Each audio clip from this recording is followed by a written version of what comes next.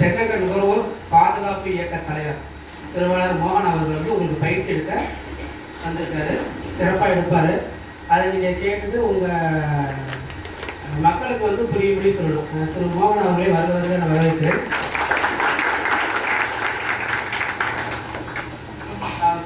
இந்த மகளிர் குழு ஒருங்கிணைப்பாளர் திருமதி சுமதி அவர்களே வருவதை நான் வரவேற்கிறேன்.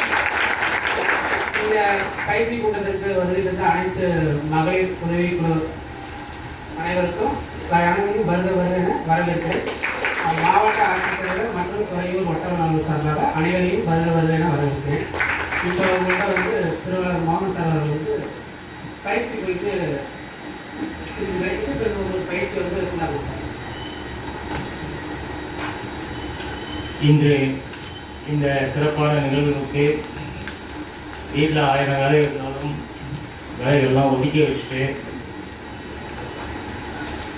இங்கே வருகை தந்துள்ள சுய உதவி குழு உறுப்பினர்கள் அனைவருக்கும் மற்றும் இந்த கூட்டத்தை சிறப்பாக ஏற்பாடு செய்த உணவுப் பொருள் வட்ட வழங்கல் அலுவலர் முத்துசார் அவர்களுக்கும் மகளிர் ஒருங்கிணைப்பாளர் சுமதி அவர்களுக்கும் ஆரை லட்சுமணன் அவர்களுக்கும் மற்றும் இங்கே என்னோடு வந்துள்ள மகளிர் பொறுப்பாளர் சித்ரா ராணி அவர்களுக்கும் பத்திரிகை நிருபர்களுக்கும் முதற்கண் வணக்கத்தை தெரிவித்துக் கொள்கிறேன்.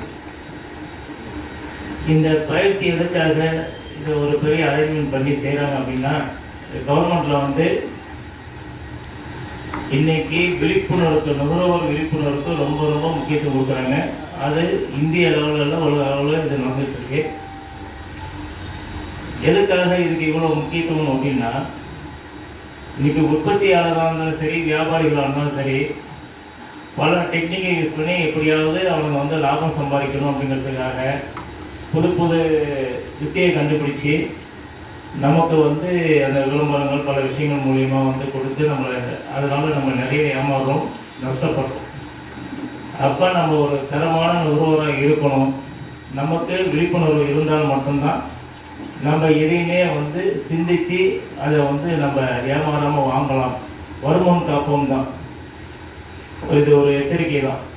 ஏன்னா நம்ம போய் யாருக்குனாலும் நம்பி போய் ஏமாந்தேன், அது பிறகு அதுக்காக போய் அலைஞ்சு தெரிஞ்சு செலவு பண்ணிக்கிட்டு மன உளைச்சலெல்லாம் வரும் இல்லையா? அதெல்லாம் இல்லாமல் நம்ம தெளிவான நுகர்வோராக இருந்தால் எல்லா பிரச்சனையும் வந்து தப்பிக்கலாம், நம்ம சந்ததிகளையும் காப்பாற்றலாம் அப்படிங்கிற ஒரு விஷயத்துக்காக தான் இந்த கூட்டம். அதனால் இந்த ட்ரைனிங் வந்து நாங்கள் கிட்டத்தட்ட 1 மணி வரைக்கும் நான் நடத்துவேன். அது பிறகு உங்களை என்ன கேட்டீங்கிறது உங்களுக்கு கேள்வி கேட்பேன். நீங்கள் என்ன புரிஞ்சுக்கிறீங்கிறது எங்களுக்கு பதில் சொல்லணும். இது எல்லாத்தையுமே நாங்கள் வந்து யூடியூப் சேனல்லையும் ரிலீஸ் பண்ணுவோம். அதுலேயும் நீங்கள் எல்லாம் வருவீங்க. நீங்கள் பதில் சொல்கிறது எல்லாமே யூடியூப் சேனல்லையும் வரும். சரிங்களா? ஓகே, ட்ரைனிங் போயிடலாமா?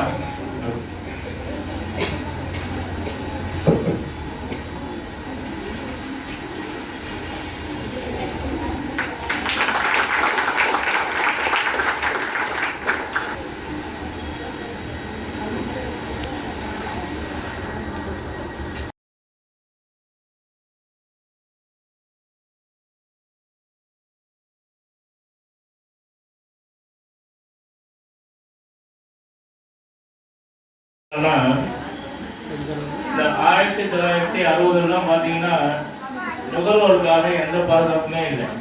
அப்போ வந்து பார்த்தீங்கன்னா உற்பத்தியாளர்கள் வியாபாரிகள் இவங்க வச்சதான் சட்டம்.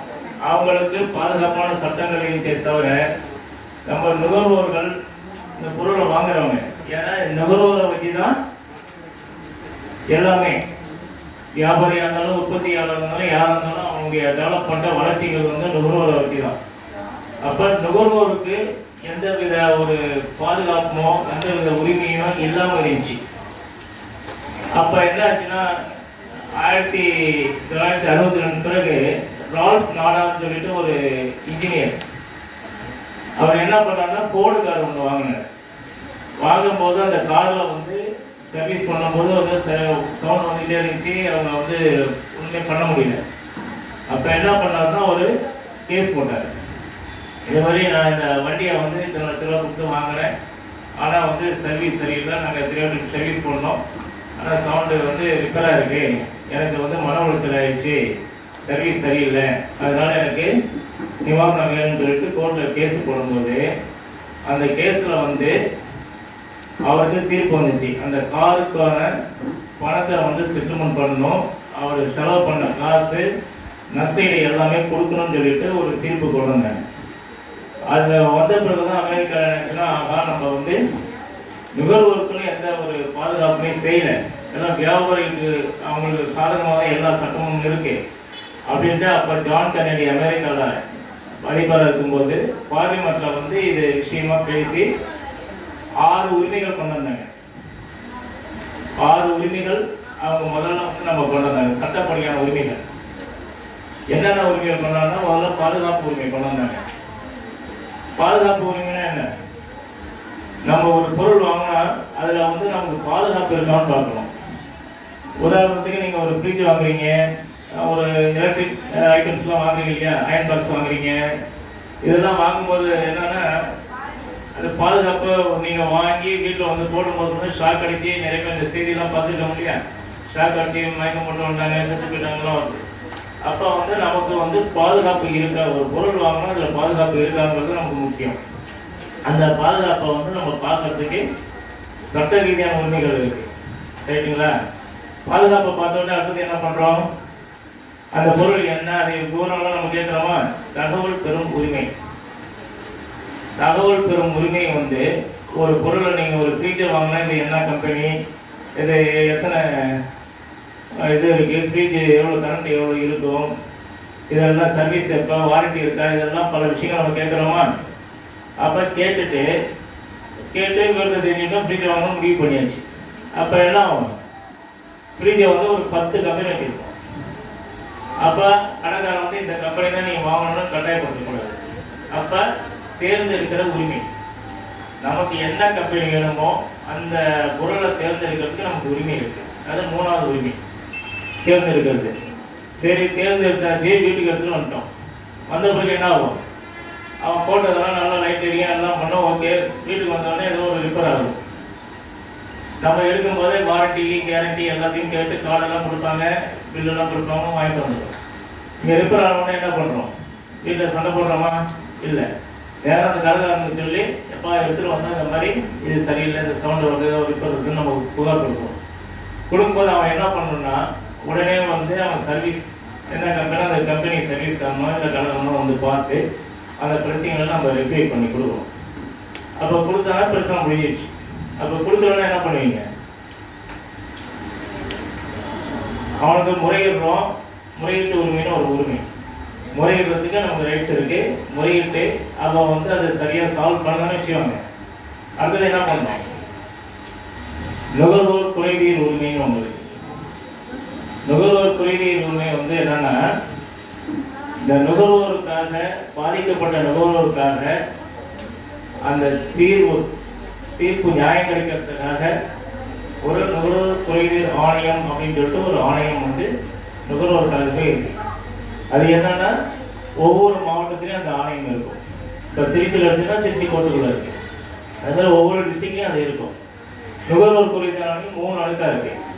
மாவட்ட நுகர்வோர் குறைதீர் ஆணையம், மாநில நுகர்வோர் குறைதீர் ஆணையம், தேசிய நுகர்வோர் குறைதீர் ஆணையம், 3 ஆணையம் இருக்கு. 3 ஆணையத்தில் நுகர்வோர் குறைதீர் மாவட்டத்தில் 50 லட்சம் வரைக்கும் நம்ம பிரச்சனைனா இங்கே கொண்டு போகலாம்.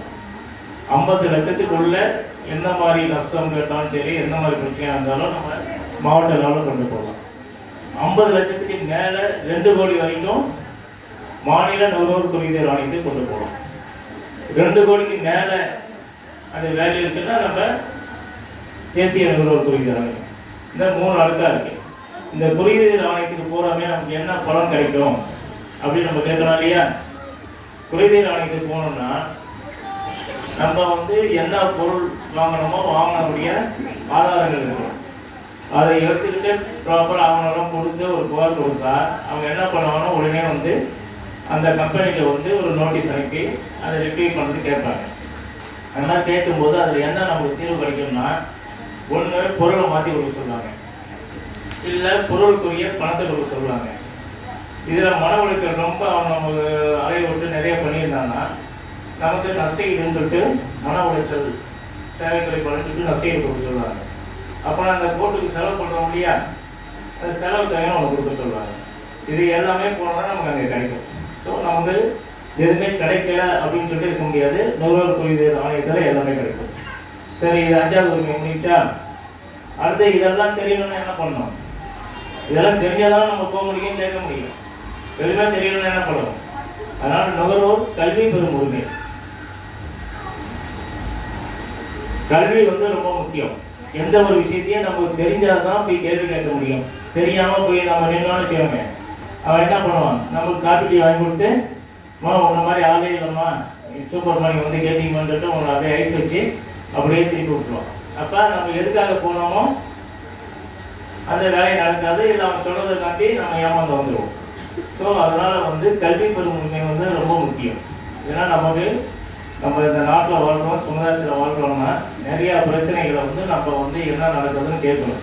நம்ம காலைல எழுந்தோம், சரி சமைச்சோம், பசங்களுக்கு சாப்பாடு கொடுத்தோம், சாப்பிட்ட உடனே டிவியை போட்டோம், இல்லை கொஞ்ச நேரம் மத்தியானம் ஆச்சும் தூங்குறோம், அப்புறம் சமைக்கிறோம், திருப்பி நைட்டு சமைக்கிறோம்னு இருக்கக்கூடாது. நாட்டு நடப்பு என்ன நடக்குதுன்னு நீங்கள் தெரிஞ்சுக்கிட்டே இருக்கணும். ஏன்னா செய்தித்தாள்கள் தான் இன்னைக்கு வர வர என்ன ஆகுது, நிறைய மோசடிகள், ஏமாற்ற வேலைகள் நிறைய நம்மளுக்கு இருக்கு. நம்ம ஆசை கட்டி மோசம் பண்ணுறது நிறைய ஓடிட்டு இருக்கு. அதனால நுகர்வோர் கல்விங்கிறது ரொம்ப முக்கியம். ரைட்டுங்களா? இதெல்லாம் நுகர்வோருக்கான சட்ட ரீதியான உரிமைகள். இது இல்லாமல் அரசியல் அமைப்பு சட்டப்படி 2 உரிமை எப்பயுமே உண்டு. அடிப்படை தேவைக்கான உரிமை, இது 7வது. அடிப்படை தேவைன்னா என்ன? அடிப்படை தேவைன்னா என்னமா? உண்ண உணவு, உடுக்க உடை, இருக்க இருப்பிடம், இதுக்கான உரிமைகள் நமக்கு இருக்கு. ஸோ அடிப்படை தேவைக்கான உரிமையை நம்ம சட்ட ரீதியாக நமக்கு கொடுத்துருக்காங்க. இது இல்லாமல் சுற்றுச்சூழல் பாதுகாப்பு உரிமை. சுற்றுச்சூழல் அது ரொம்ப முக்கியமான. ஓகே, காலையிலேயே டல்லா இருந்தா எப்படி, ஒரு ஆக்டிவான ஒரு சவுண்ட் போட்டால் தான் ஏதாவது தான் நாங்களும் கொஞ்சம் சொல்றது நல்லா இருக்கும்.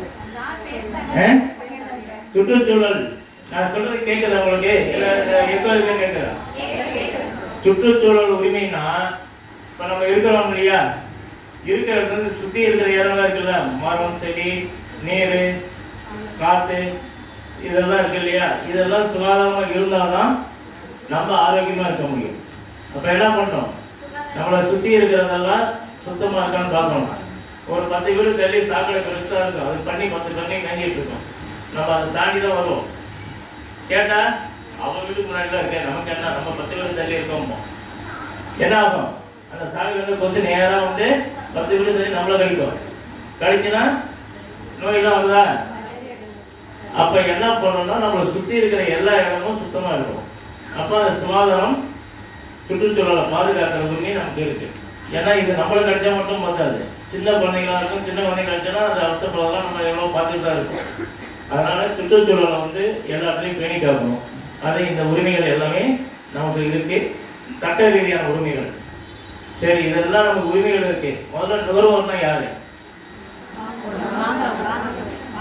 பொருள் வாங்குறவங்க நுகர்வோர். அப்ப எல்லாமே பொருள் வாங்குறோம். இப்ப எல்லாமே நுகர்வோரா? அப்ப யாரு எடுத்து நம்ம கேள்வி கேட்கறது, யாரு எடுத்து நம்ம பேசுறது சொல்லுங்க. சட்ட ரீதியா பாத்தீங்கன்னா நுகர்வோர் பண்றவங்க எல்லாமே நுகர்வோர். மனுஷனும் சரி, விலங்கும் சரி, எல்லாமே நுகர்வோர் தான். இதில் மனுஷனுக்கு இருக்குன்னா நமக்கு சிந்திக்கிறது, பேசுகிற திறமெல்லாம் இருக்கு. நாம சட்டப்படி பார்த்தீங்கன்னா பிறந்த குழந்தை முதல் ஜனாதிபதி வரை நுகர்வோரே. ரைட்டுங்களா? மனிதன் போன்ற எல்லாமே நுகர்வோர் தான். அது ஜனாதிபதி, அதனால அவர் நுகர்வோர் இல்லைன்னு அவரும் நுகர்வோர் தான். அவர் அந்த சீட்டில் சார் இருக்காங்கன்னா சார் அவர் சீட்டில் உட்காந்தாங்கன்னா தாசி டிஎஸ்ஓ சீட்டு விட்டு வெளியே வந்தாலும் வச்சுக்கோங்க, அவர் குடும்பத்துக்கு ஜாமான் வாங்கணும், அவர் சட்டம் எல்லாம் இருக்கு இல்லையா. அப்போ அவர் சொந்தமாக உபயோகப்படுத்துகிற எல்லாமே நுகர்வோரில் வரும். அப்போ வியாபாரிகள் உற்பத்தியாளர்கள்னா நம்ம சொந்தமாக உபயோகப்படுத்துகிற எல்லாமே நுகர்வோர். ஆனால் நம்ம லாப நோக்கோடு பொருளை வாங்கி அதை வித்தோன்னு வச்சுக்கோங்க, நம்ம வியாபாரி. ரைட்டுங்களா? இப்போ புரியுதா? நுகர்வோருக்கும் வியாபாரிக்கும் வித்தியாசம் புரியுதா? சொந்த உபயோகத்திற்காக பொருளோ சேவையோ நம்ம வாங்கி அதில் சேவை குறைபாடு, விலை அதிகம், இல்லை தர கம்மியாக இருக்கிறது, இதை மாதிரி இருந்துச்சுன்னா நம்ம நுகர்வோர் பாதுகாப்பு சட்டப்படி நம்ம போகணும். சரி, இதெல்லாம் போகிறதுக்கு நமக்கு ஆதாரங்கள் வேணும் இல்லையா? அப்போ நம்ம கடமைகள் என்ன தெரியணும். என்ன கடமை இருக்கு? போய் ஒரு பொருளை வாங்கும்போது நம்ம என்ன பண்ணுறோம்? பொருளை வாங்குகிறோம், வாங்கிட்டு கடையை விட்டு வெளியே வந்து என்ன பண்ணுறோம்? அதை கொடுத்த பில்லை தூக்கி போட்டுருக்கோம் இல்லையா? போடுறோமா இல்லையா? ஏன்னா நம்ம தான் பொருளை வாங்கினா காசு கொடுக்குறோம், நமக்கு எதுக்கு எங்கே இதெல்லாம் அப்படின்னு சொல்லிட்டு தூக்கி போட்டுருக்கோம். அப்போ நாளைக்கு அது பிரச்சனைகள் பழுது வரும்போது என்ன பண்ணுவோம்? கடைக்காரங்க போனோம்னா கடைக்காரன் அம்மா என் பொருள் தான் சொல்லிட்டு பண்ணிட்டாலும் பிரச்சனை இல்லை. எனக்கு தெரியாதவங்கன்னா நீங்கள் என்ன பண்ணணும்? அவன் தான் வாங்கினதுக்கு ஆதாரம் வேணும் இல்லையா? அதனால பில்லு வந்து ரொம்ப ரொம்ப முக்கியம். வல்லவனுக்கு புல்லு ஆயுதம் இல்லையா? அது மாதிரி நுகர்வோருக்கு பில்லு வந்து ஒரு பெரிய ஆயுதம். அந்த பில்லு இருந்தால் தான் நீங்கள் முறையீட்டுக்கு போகலாம், எங்கே வேணாலும் போகலாம். அது பில்லு இல்லாமல் நீங்கள் போனீங்கன்னா எதுவுமே வந்து உங்களுக்கு நியாயம் கிடைக்காது. அதுக்கு பிறகு அப்புறம் ஆளை கொண்டு சண்டை போட்டு தகவல் பண்ணி இதெல்லாம் சட்டை ஒழுங்கு பிரச்சனைலாம் வரும். ஸோ நமக்கு வந்து அந்த மாதிரி அந்த பில்லு வச்சுக்கணும் ஒன்று. ரெண்டாவது வந்து பொருள் வாங்கும்போது என்ன பண்ணணும்? பொருள் வாங்கும்போது அவன் பொருளை பற்றி சொல்லிகிட்டே இருப்பாங்க. இப்போ நான் பேசிகிட்டே இருக்கேன், நிறைய பேர் சிந்தனைலாம் நிறைய பேர் இருக்கும் பாருங்க. அவன் வந்தானே, அவன் என்னாச்சு வந்தான், அந்த மாதிரி நினைப்பெல்லாம் வந்து பொருள் வாங்கும்போது முழுசாக பொருளில் கவனம் செலுத்தணும். அப்போ தான் அவன் சொல்கிறது என்னன்னு புரியும், அதில் சந்தேகம்லாம் நம்ம கேட்க முடியும். அவன் வாட்டு சொல்லிட்டு இருக்கான், நம்ம வாட்டு எதாவது நினைச்சிட்டு அப்படியே சரி கழிச்சான், சரி சார் ரைட் அப்படிங்கிறோம் இல்லையா? அந்த மாதிரி போகும்போதெல்லாம் நிறைய விஷயங்கள் நமக்கு புரியாமல் போயிடும், ஏமாந்து போயிடுவோம். அப்போ ஒரு பொருள் வாங்கும்போது அந்த ஆர்வம் நமக்கு இருக்கணும். அப்படி இருந்தால்தான் அது நம்ம கடமை. ஒரு எது போனாலும் சரி. அது பிறகு ஆடம்பரத்துக்காக வாங்காம அத்தியாவசியத்துக்காக வாங்கணும். எனக்கு நமக்கு தேவைன்னா அது வாங்கணும். பக்கத்து வீட்டு வர வாங்கிட்டான், இல்லை அவாத்தில் போகிறோம், அதனால இது வந்து நல்ல புடவை கட்டிட்டு இப்படி போகிற நம்மளும் உனக்கு வாங்கணும்னு சொல்லிட்டு மற்றவங்களுக்காக, பக்கத்து வீட்டுக்காக, தெருவுக்காக, ஊருக்காக இல்லாமல் நமக்கு எது தேவையோ, நம்முடைய பொருளாதாரங்கள் எப்படி இருக்கோ அதுக்கு தகுந்த மாதிரி நமக்கு தேவைக்கு வாங்கணும். இதெல்லாம் நம்மளுடைய கடமைகள் இருக்கு. இந்த கடமைகள்லாம் நம்ம பண்ணோம்னா தரமான நுகர்வோராக இருக்கலாம். ரைட்டுங்களா? இந்த நுகர்வோர் வந்து நம்ம இந்தியாவுக்கு எப்போ வந்துச்சு? இதெல்லாம் முன்னாடியே நுகர்வோர்னா என்னன்னு தெரியாது. இந்தியாவுக்கு எப்போ இந்த நுகர்வோர் சட்டம் வந்துச்சு? 1986 ராஜீவ் காந்தி அவர்கள் வந்து பிரதமராக இருக்கும் பொழுது பார்லிமெண்ட்ல வந்து நுகர்வோர் பாதுகாப்பு சட்டம் கொண்டு வந்தாங்க. அது வந்து நுகர்வோர் பாதுகாப்பு சட்டம் 1986 பேர். அந்த சட்டம் கொண்டு வந்த உடனே அதை மக்கள் மத்தியில் விழிப்புணர்வு கொண்டு போகணும். ஏன்னா சட்டம் கொண்டு வந்தாலே அது பப்ளிக்ல போனதானே புரியும். விழிப்புணர்வு ஏற்படுத்தணும். அதாவது குழுக்கள்லாம் நுகர்வோர் குழுக்கள்லாம் ஆரம்பிச்சு நிறைய மத்திய அரசும் மாநில அரசும் இதுக்கு வந்து ஊக்குவிச்சு எங்கள் மாதிரி ஆளுங்களுக்கு இது பண்ணாங்க. சரி, 1986 ஆரம்பிச்சாங்க. அது பிறகு இதே உரிமைகள்லாம் இருந்துச்சு, கடமைகள்லாம் இருந்துச்சு. ஆனால் நமக்கு முறையாக நியாயம் கிடைக்கல. குறைதீர் மன்றத்துக்கு போனாலும் என்ன ஆகும்? வியாபாரி என்னன்னா அவன் மதிக்காமல் அவன் வேலைக்கு வந்துட்டு தான் நமக்கு பெரிய ரிசல்ட் இருக்கு. நமக்கான பாதுகாப்புக்கு பெரிய சட்டங்கள் பெரிய லெவலில் பேரளவில் இருந்துச்சு. அது பிறகு என்ன பண்ணாங்கன்னா 2002 வந்து அந்த சட்டத்தில் வந்து ஒரு திருத்தம் கொண்டாந்தாங்க. அது வந்து கொஞ்சம் நமக்கு ஒரு ஆதரவாக இருந்துச்சு, ஒரு சப்போர்ட்டா. அது பிறகு என்ன பண்ணாங்க? 2019 இப்போ வந்து நம்ம இந்த மீட்டிங் வந்து 2019 நுகர்வோர் பாதுகாப்பு சிறப்பம்சத்தை பற்றி தான் நம்ம பேசுறது இருக்கோம். இந்த 1986 சட்டத்தை கொண்டு வந்து 2007 திருத்தம் கொண்டு வந்து இன்னைக்கு வந்து ஸ்ட்ராங்காக ஒன்று கொண்டு வந்துருக்காங்க. அதான் 2019. சரி, 2019 என்ன நமக்கு சிறப்பம்சம் அப்படின்னா, முன்னாடிலாம் பார்த்தீங்கன்னா போய் ஒரு நியாயம் கேட்கறதுக்கு கொள்கை மன்றம் போகிறோம், அவன் தபால் அனுப்பினாலும் வக்கீல் வந்து பேசி போயிடுவார், மீறி போச்சு. இப்போ என்னன்னா நம்ம வந்து நுகர்வோர் கொள்கை ஆணையத்தில் வந்து புகார் கொடுத்தால் நம்மளே வாதாடலாம். அப்பயும் வாதாடலாம், நமக்கு அது விவரம் தெரியாது. இப்பயும் உண்டு, நம்மளே அந்த வாதாடலாம். அதே மாதிரி வக்கீல் தேவையில்லை, வக்கீல் வச்சு தான் போகணுன்ற கட்டாயம் கிடையாது. நம்மளே அந்த ஆதாரங்கள்லாம் வச்சு வாதாடலாம். ஒன்று. ரெண்டாவது, அவங்க நோட்டீஸ் அனுப்புறாங்க, அவங்க வரலன்னா அவங்களுக்கு வாரண்ட் போடலாம். கோர்ட்டில் போடுறாங்க வாரண்ட்டு, அந்த மாதிரி வாரண்ட் போடலாம். வாரண்ட் போட்டு வரலன்னா போலீஸ் அனுப்பி அவனை அரெஸ்ட் பண்ணி கொண்டு வரலாம். கொண்டு வந்தெல்லாம் இது தீர்ப்பு வருது.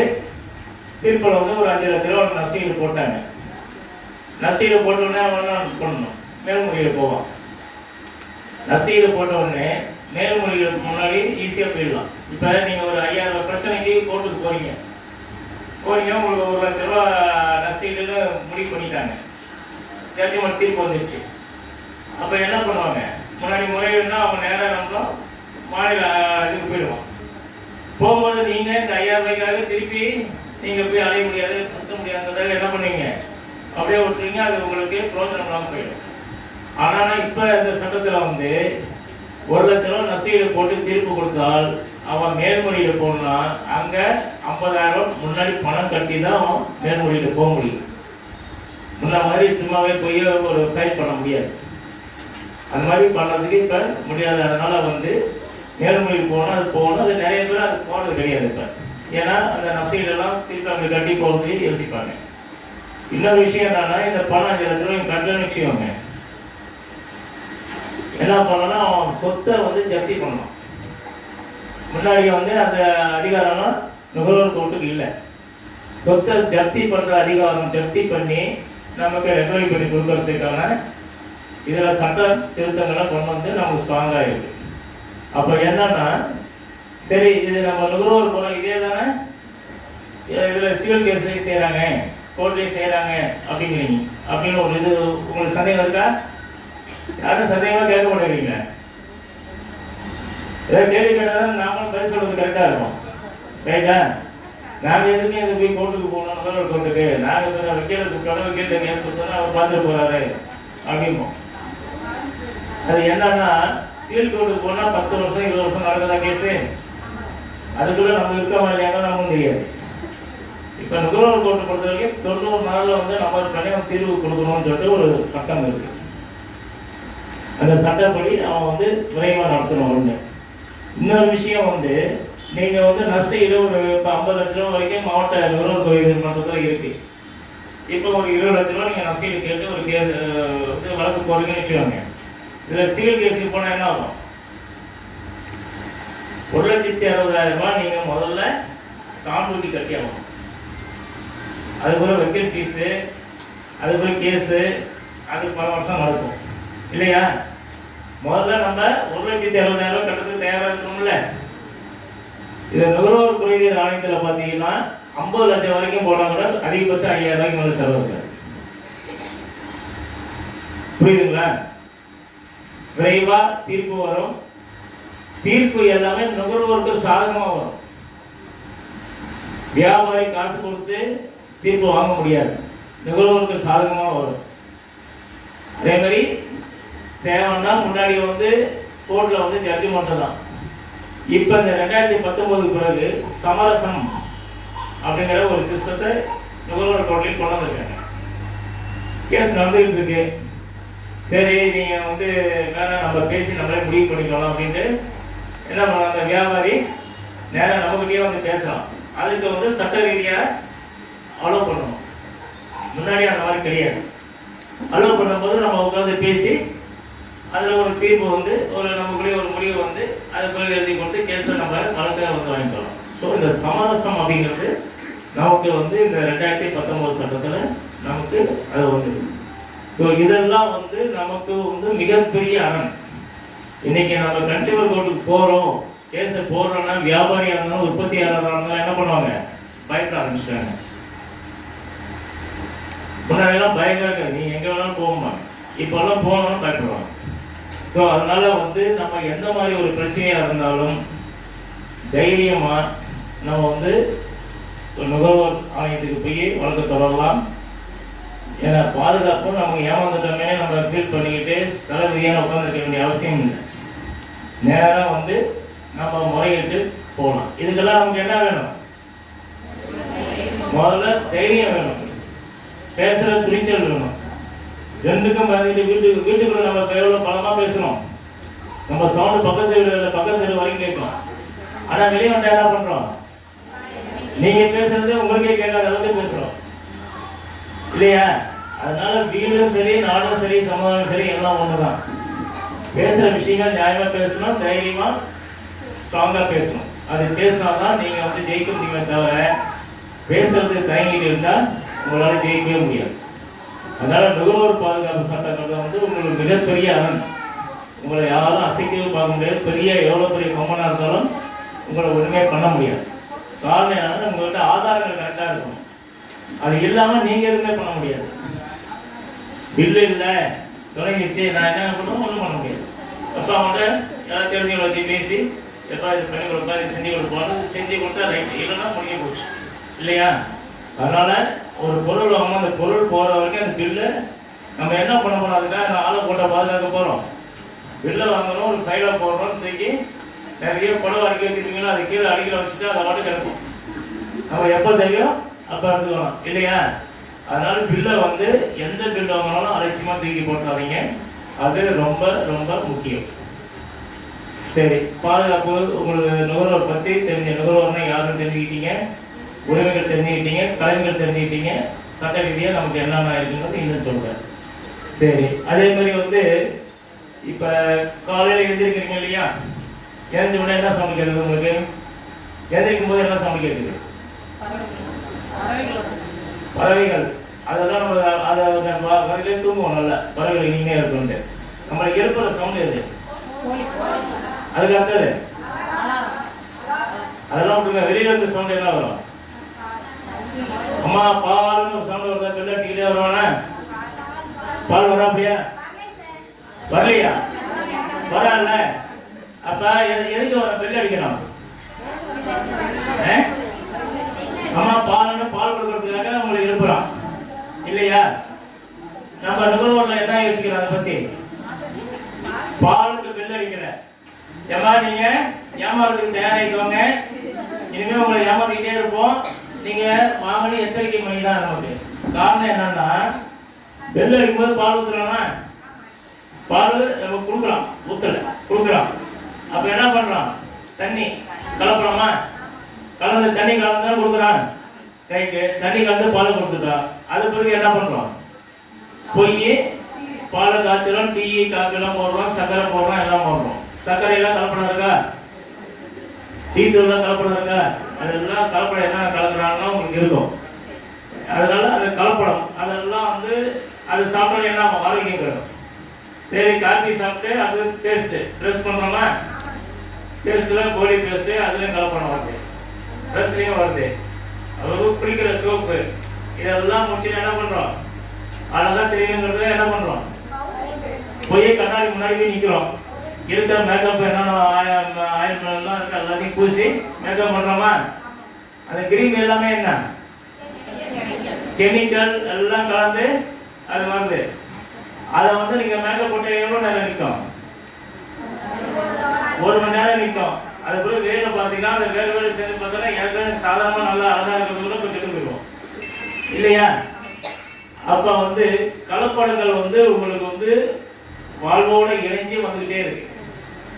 காலை ஏற்றி நைட்டு தூங்குற வரைக்கும் கலப்படங்கள் வந்துக்கிட்டே இருக்கு. ஒன்று அதை பற்றி அப்படி பேசலாம். அதை பற்றி நேராக மளிகைக்கடைக்கு ஜாமான் வாங்குறோமா? பொட்டல பொருள் பேக்கேஜிங்கில் வந்து நமக்கு பாதுகாப்பு வேணும். பொட்டல பொருளில் என்ன இருக்கணும்? ஒரு பேக்கெட் வாங்கணும். முன்னெல்லாம் பார்த்தீங்கன்னா என்ன பண்ணுவாங்க? அண்ணாச்சி 6 கிலோ கேட்டுக்கணும், ஒன்று நிறைய போடுவான், பொட்டலாம் மட்டி கொடுத்துருவாங்க. இப்போதான் என்ன 50 கிராம் கேட்டாலும் பேக்கிங். அப்போ எல்லாமே பேக்கிங்கில் வந்துச்சு. அப்போ பேக்கிங்கில் என்ன பண்ணிருக்கணும்? வேற என்ன இருக்கணும்? ரைட்டு. அப்புறம் ரேட்டு, அப்புறம்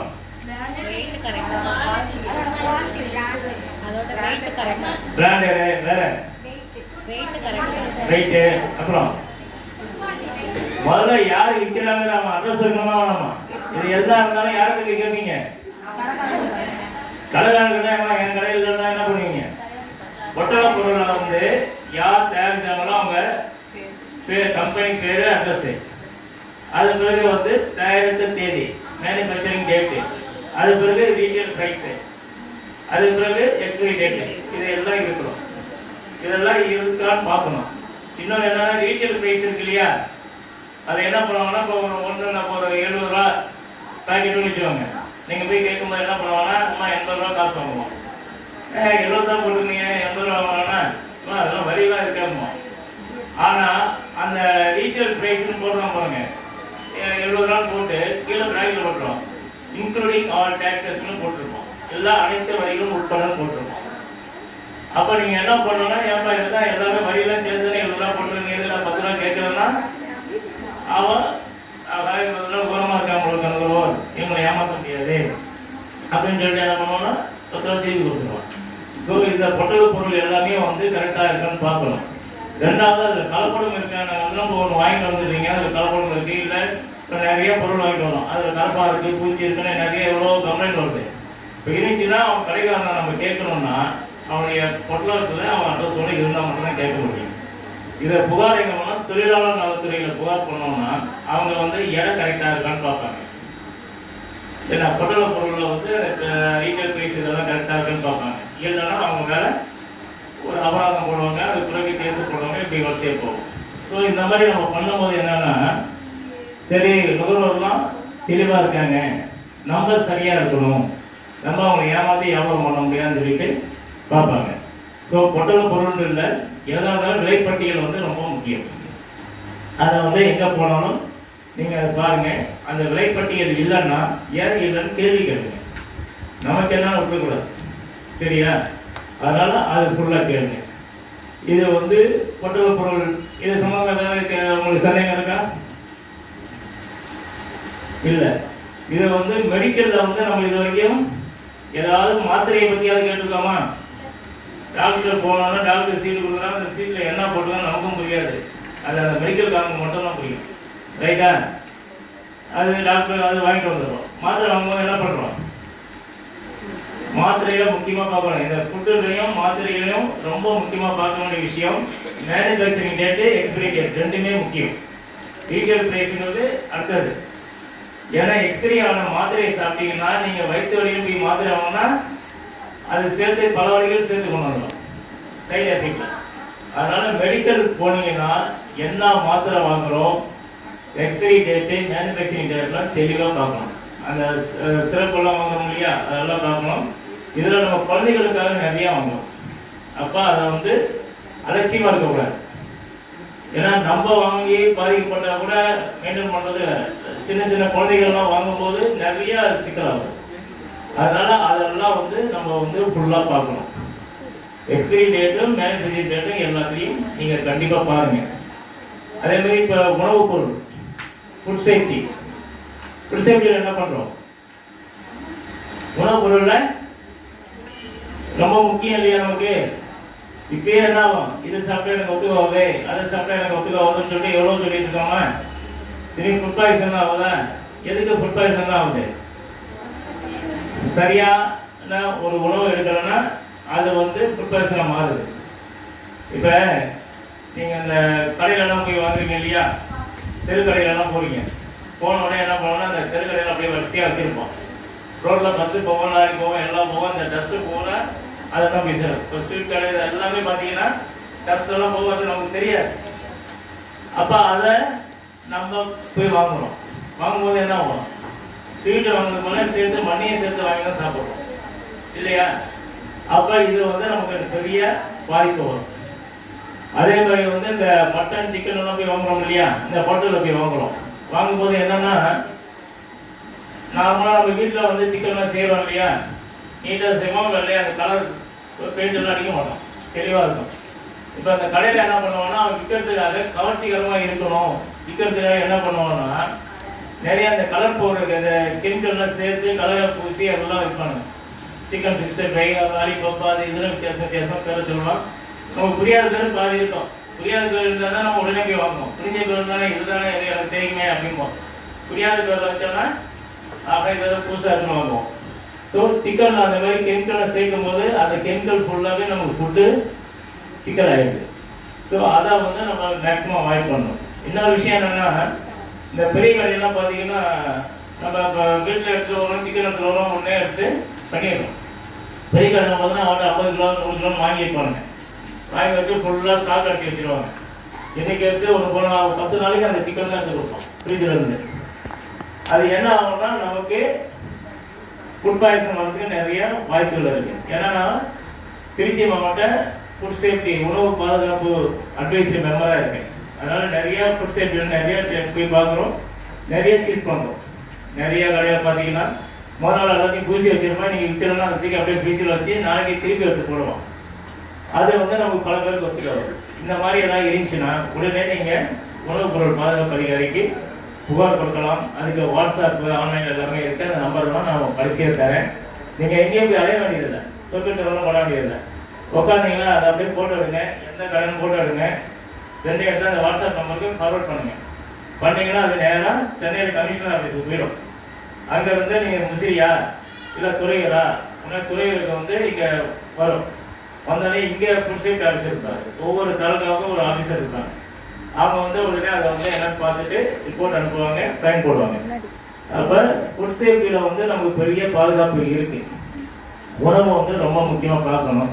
அதே மாதிரி எண்ணெயெல்லாம் பார்த்தீங்கன்னா நம்ம நிறைய எண்ணெய் நமக்கு ஒத்துக்க வரும். இப்போ பெரிய பெரிய கடையில் பார்த்தீங்கன்னா ஒன்றும் இல்லை, ஒரு 350 ரூபா பிரியாணின்னு வச்சுக்கோங்க. அந்த கடையில் பார்த்தீங்கன்னா நல்லா எண்ணெயை போட்டு அவன் மெயின்டைன் பண்ணுவான். அதே பிறகு வந்து அதை வந்து ஒரு ட்ரிப் யூஸ் பண்ணிடுறான்னா அந்த எண்ணெயை என்ன பண்ணுவாங்கன்னா அப்போ நார்மல் அடுத்த கடை என்ன பண்ணுவாங்கன்னா அந்த எண்ணெயை விலைக்கு வாங்குவாங்க. எண்ணெய் 250 ரூபான்னா அவன் என்ன பண்ணுவான், 150 ரூபாய்க்கு வாங்குவான். அந்த யூஸ் பண்ண எண்ணெயை வாங்கி இவன் ப்ராடக்ட் தயார் பண்ணுவான். இவன் பார்த்தீங்கன்னா 350 ரூபா பிரியாணி இவன் என்ன பண்ணுவான், 150 ரூபாமா. ஏன்னா இந்த ரேட்டு வந்து கம்மியாக என்னன்னா இந்த மாதிரி காம்ப்ரமைஸ் பண்ணிக்குவாரு. இப்போ எண்ணெய் 250 ரூபா எண்ணெய் வாங்கி போட்டு ஒரு சிக்கன் பண்ணுறதுக்கும் 150 ரூபா எண்ணெய் வாங்கி போடுறதுக்கும் வித்தியாசம் இருக்குது. அதை என்ன பண்ணுவோம்னா அந்த எண்ணெயை வாங்கிட்டு வந்து தெருக்கடை இருக்குல்ல, அவன் 70 ரூபா 60 ரூபா வாங்குவாங்க. வாங்கி அதில் வந்து என்ன பண்ணுவோம், வாடகைன்னு அப்படியே ஒரு 4-5 டீப் சுட்டு நம்ம தள்ளிட்டு இருப்போம். அப்போ எண்ணெய் ஒவ்வொரு ட்ரீப்பாக வந்து சுழற்சி திருப்பி சுட வைக்கும் போது எண்ணெயுடைய எஃபெக்டை மாறிடும். அது அப்படியே நமக்கு பாதிப்பு வந்துடும். அதனால வந்து தெருக்கடையில் வாங்குறதும் சரி, அந்த எண்ணெயை பார்த்து ஆரோக்கியமாக பாருங்கள், பார்த்து வாங்குங்க. அதெல்லாம் வந்து நமக்கு உணவு வந்து ரொம்ப முக்கியம். இன்னொரு விஷயம் என்னன்னா, முன்னாடியெல்லாம் பார்த்தா என்ன பண்ணுவோம்னா அந்த காலத்து ஆளும்போம். ஏன் அந்த காலத்து ஆளுங்கிறோம் நம்ம உனக்கு என்னமா அந்த காலத்து கட்ட அந்த காலத்து ஆளும்போம் அப்படின்னா என்ன அர்த்தம்?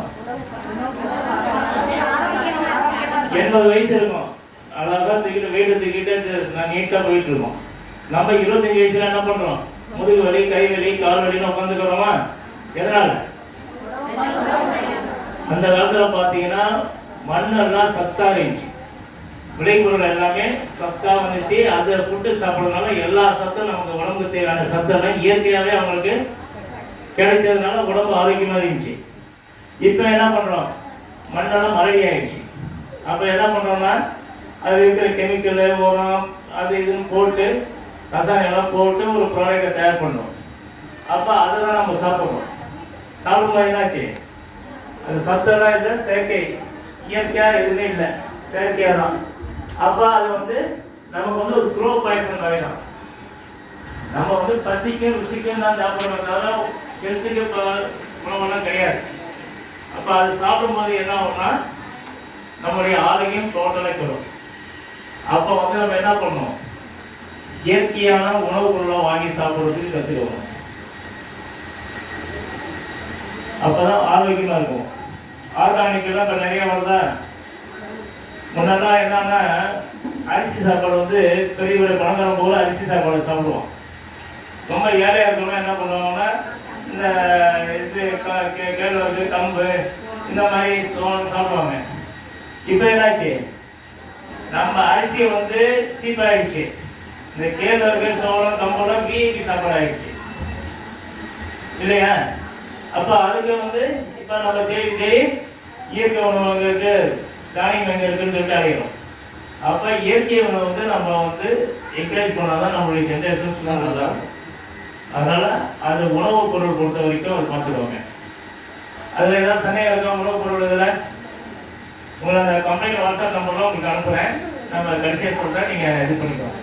சரி, உணவுப் பொருள் முடிஞ்சு, பொருளம் முடிஞ்சு, கன்சூமர் பற்றி முடிச்சாச்சு.